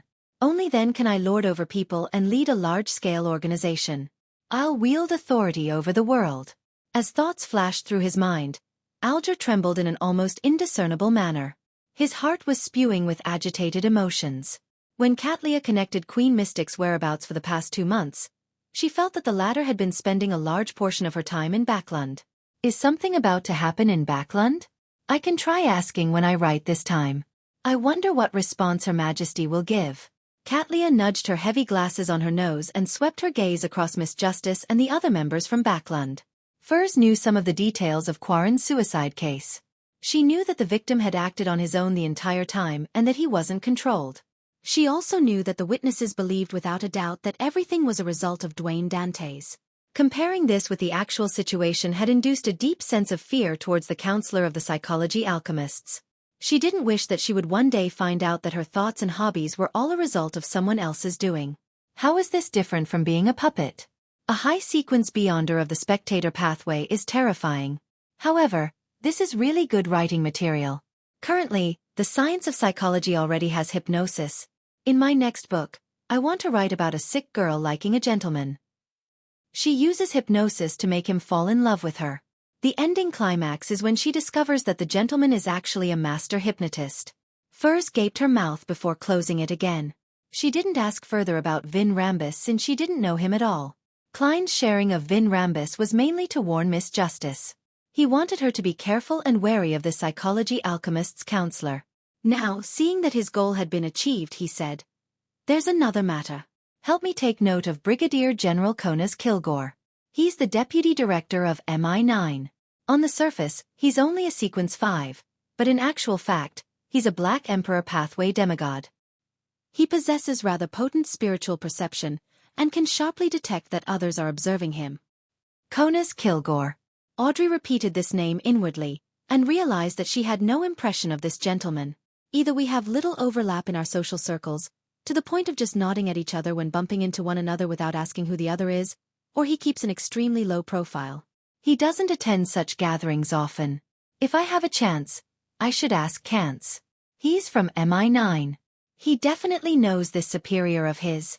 Audrey was no longer surprised that Konas was a demigod despite being a sequence 5 in name. From her point of view, it was common for members of an intelligence agency to be in such situations. Alger and Katlia had more or less heard of the high-ranking member of MI9, Konas Kilgore. However, they lacked a deeper understanding of the matter, so all they could do was refresh whatever they knew and remind themselves to be especially careful when encountering anything to do with the person in question. Seeing that Mr. World had nothing else to share, Derek didn't wait for Mr. Hanged Man to ask. He said, "I've made a new friend again." He paused for a moment before getting to the crux of the matter. The area he patrols includes the former chief's mausoleum. He told me that the 6-member council has yet to open the door that leads underground. However, through the cracks on the outer rocks of the mausoleum, there are luxuriant and strange plants growing out from them. They look like human hair. The 6-member council has 3 demigods.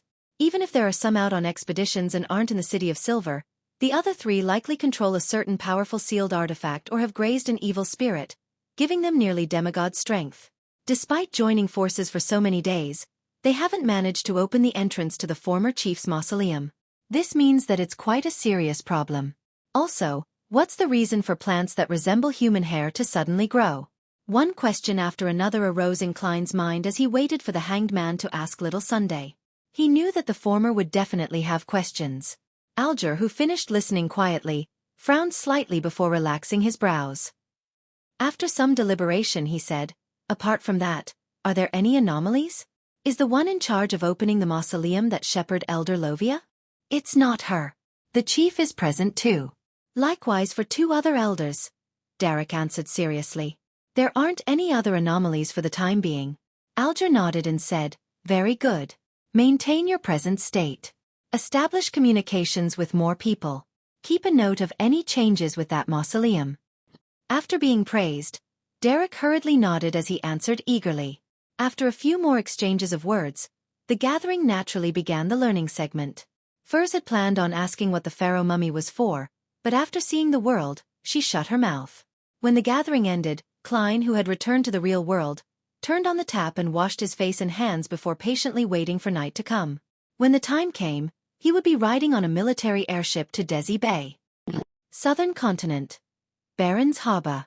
As the Golden Dream was cruising south in the Fog Sea, Danitz only took a few days to arrive at the harbor northmost of West Balam. He draped himself with a dark-colored cloak and carried a suitcase. Wearing the sun brooch inside his clothes, he carried an iron-black boxing glove close to his chest.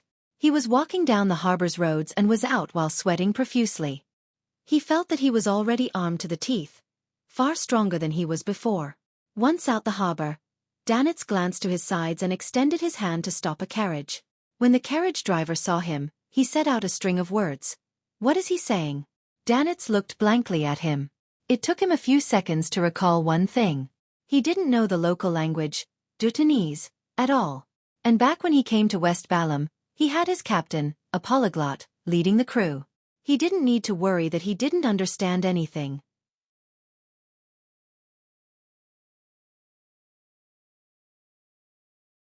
Chapter 894. Meeting Danitz turned agape as he subconsciously said in Intis Hotel. The air seemed to instantly freeze as Danitz looked at the carriage driver's dark brown skin, coarse and messy black hair, rather soft facial contours, and blank expression. He exhaled silently and blamed it on his bad luck before silently carrying his luggage to walk down the street. Dog's hit. I actually encountered a carriage driver who doesn't know Intis. Shouldn't someone who picks up passengers near the harbor know a few northern continent languages? There are so many people from Intis, Lone, and Faisak around here.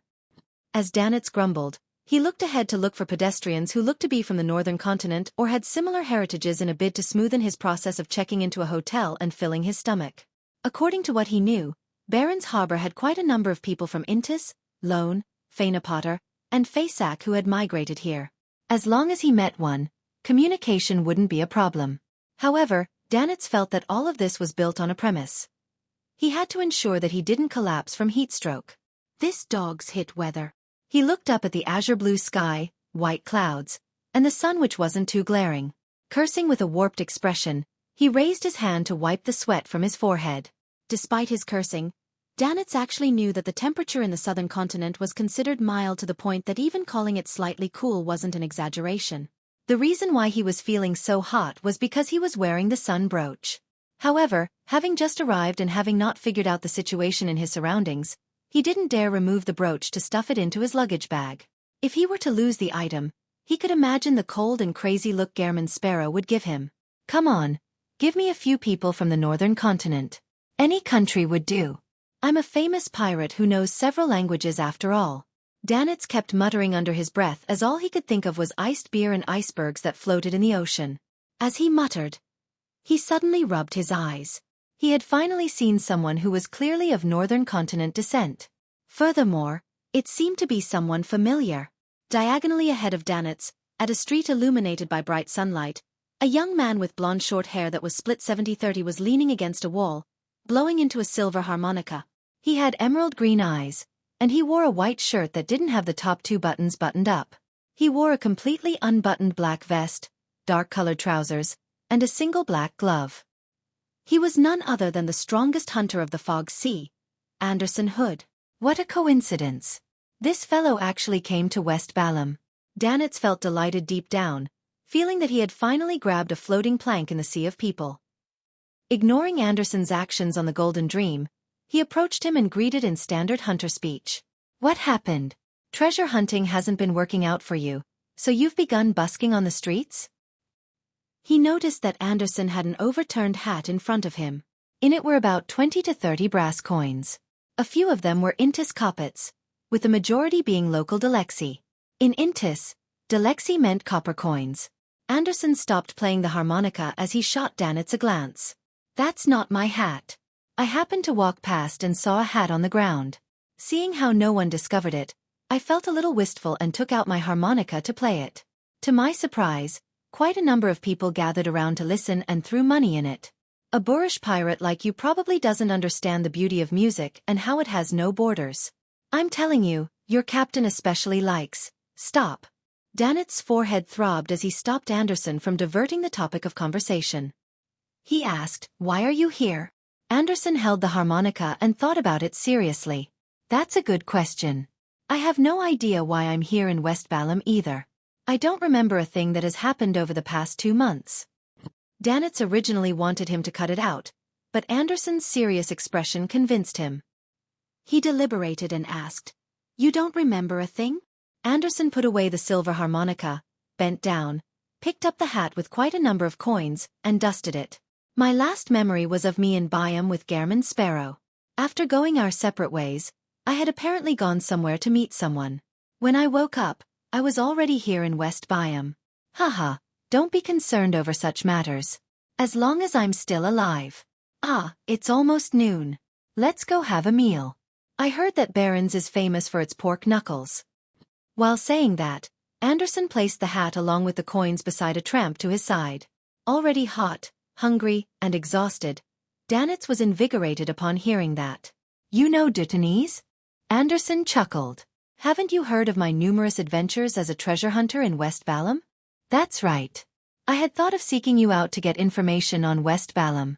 The situation here is chaotic, and it's rather dangerous. I'll definitely be safer with Anderson around. Also, I'll have an interpreter. I can't say I'm hiring him, as I can't afford him."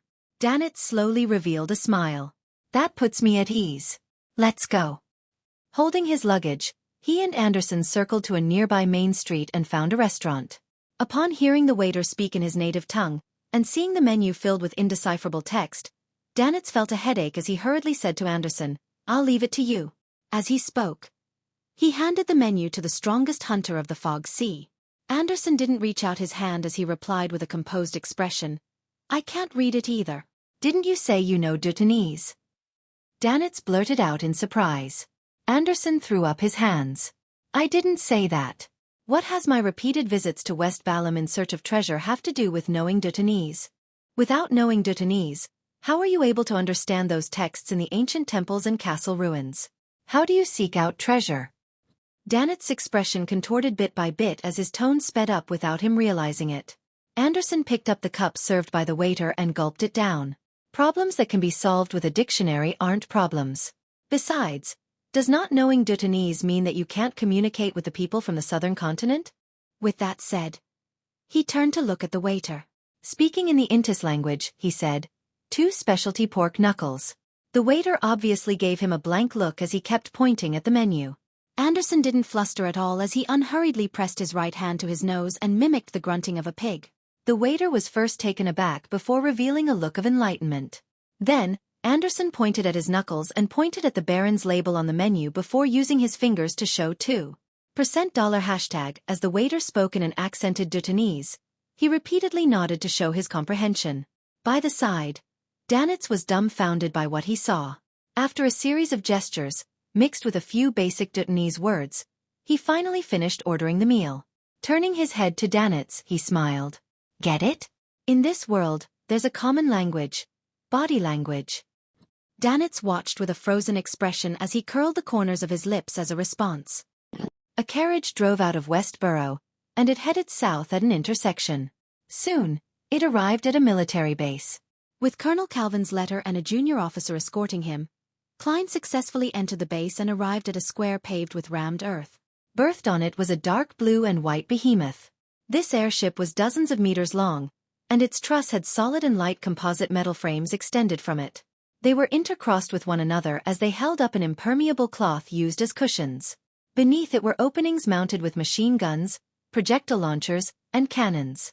At this moment, the ignition steam engine had yet to hum, and the corresponding propellers were still static. Everything appeared extremely silent. Klein handed his documents and proof of identity to the officer on guard by the gangway. After receiving permission, he walked up onto the airship with his suitcase in hand. It was like a ship with 3 sections. The uppermost section had complicated machinery and a cargo hall. The middle section had a hall for buffets and balls. Surrounding the hall were hallways that led to the upper and lower sections. These hallways included lounges. As for the lowest section, they were the rooms for the machine guns, projectile launchers, and cannons, as well as the soldiers' cabins. Walking by the guards equipped with rifles, Klein followed the instructions he received from the officer and found the lounge reserved for him. He placed his luggage beside a sofa-like chair. Then, he picked up a cup of water on the table, walked to the window, and took in the scenery outside. To be frank, although he knew a little of everything, it was really only a little. Therefore, he didn't understand the design principles used for this new airship model. He didn't know how high it could go or how stable it was in midair. This left him a little uneasy. Before setting off, he had even done a divination above the gray fog. He received a revelation that he would arrive at his destination rather smoothly. There seems to be a safety belt. This world's airship industry has plenty of years of history. They have quite a bit of experience accumulated in all aspects. Klein was just about to retract his gaze and admire the decorations inside the room and the candlelight when he noticed a group of people approaching airship 1345. They were men and women, all of them wearing thin, black trench coats and red gloves. They were carrying leather suitcases of varying sizes. Only one of them wore a mysterious medium's robe. She had blue eyeshadow and blush, and she was none other than Daly Simone. And behind the lady was the black-haired, green-eyed Leonard Mitchell. While no one noticed it, Leonard's footsteps suddenly slowed down. Then, he looked up at the midsection of the airship. His eyes reflected the gray side-burned and blue-eyed Dwayne Dantes, who was wearing a suit and bow tie. This gentleman was standing behind a window, revealing a genial smile as he raised the cup in his hand. You're tuning in to the Xueqi's Martial Arts Saga YouTube channel. Don't forget to subscribe and join us on this journey to catch the most captivating stories.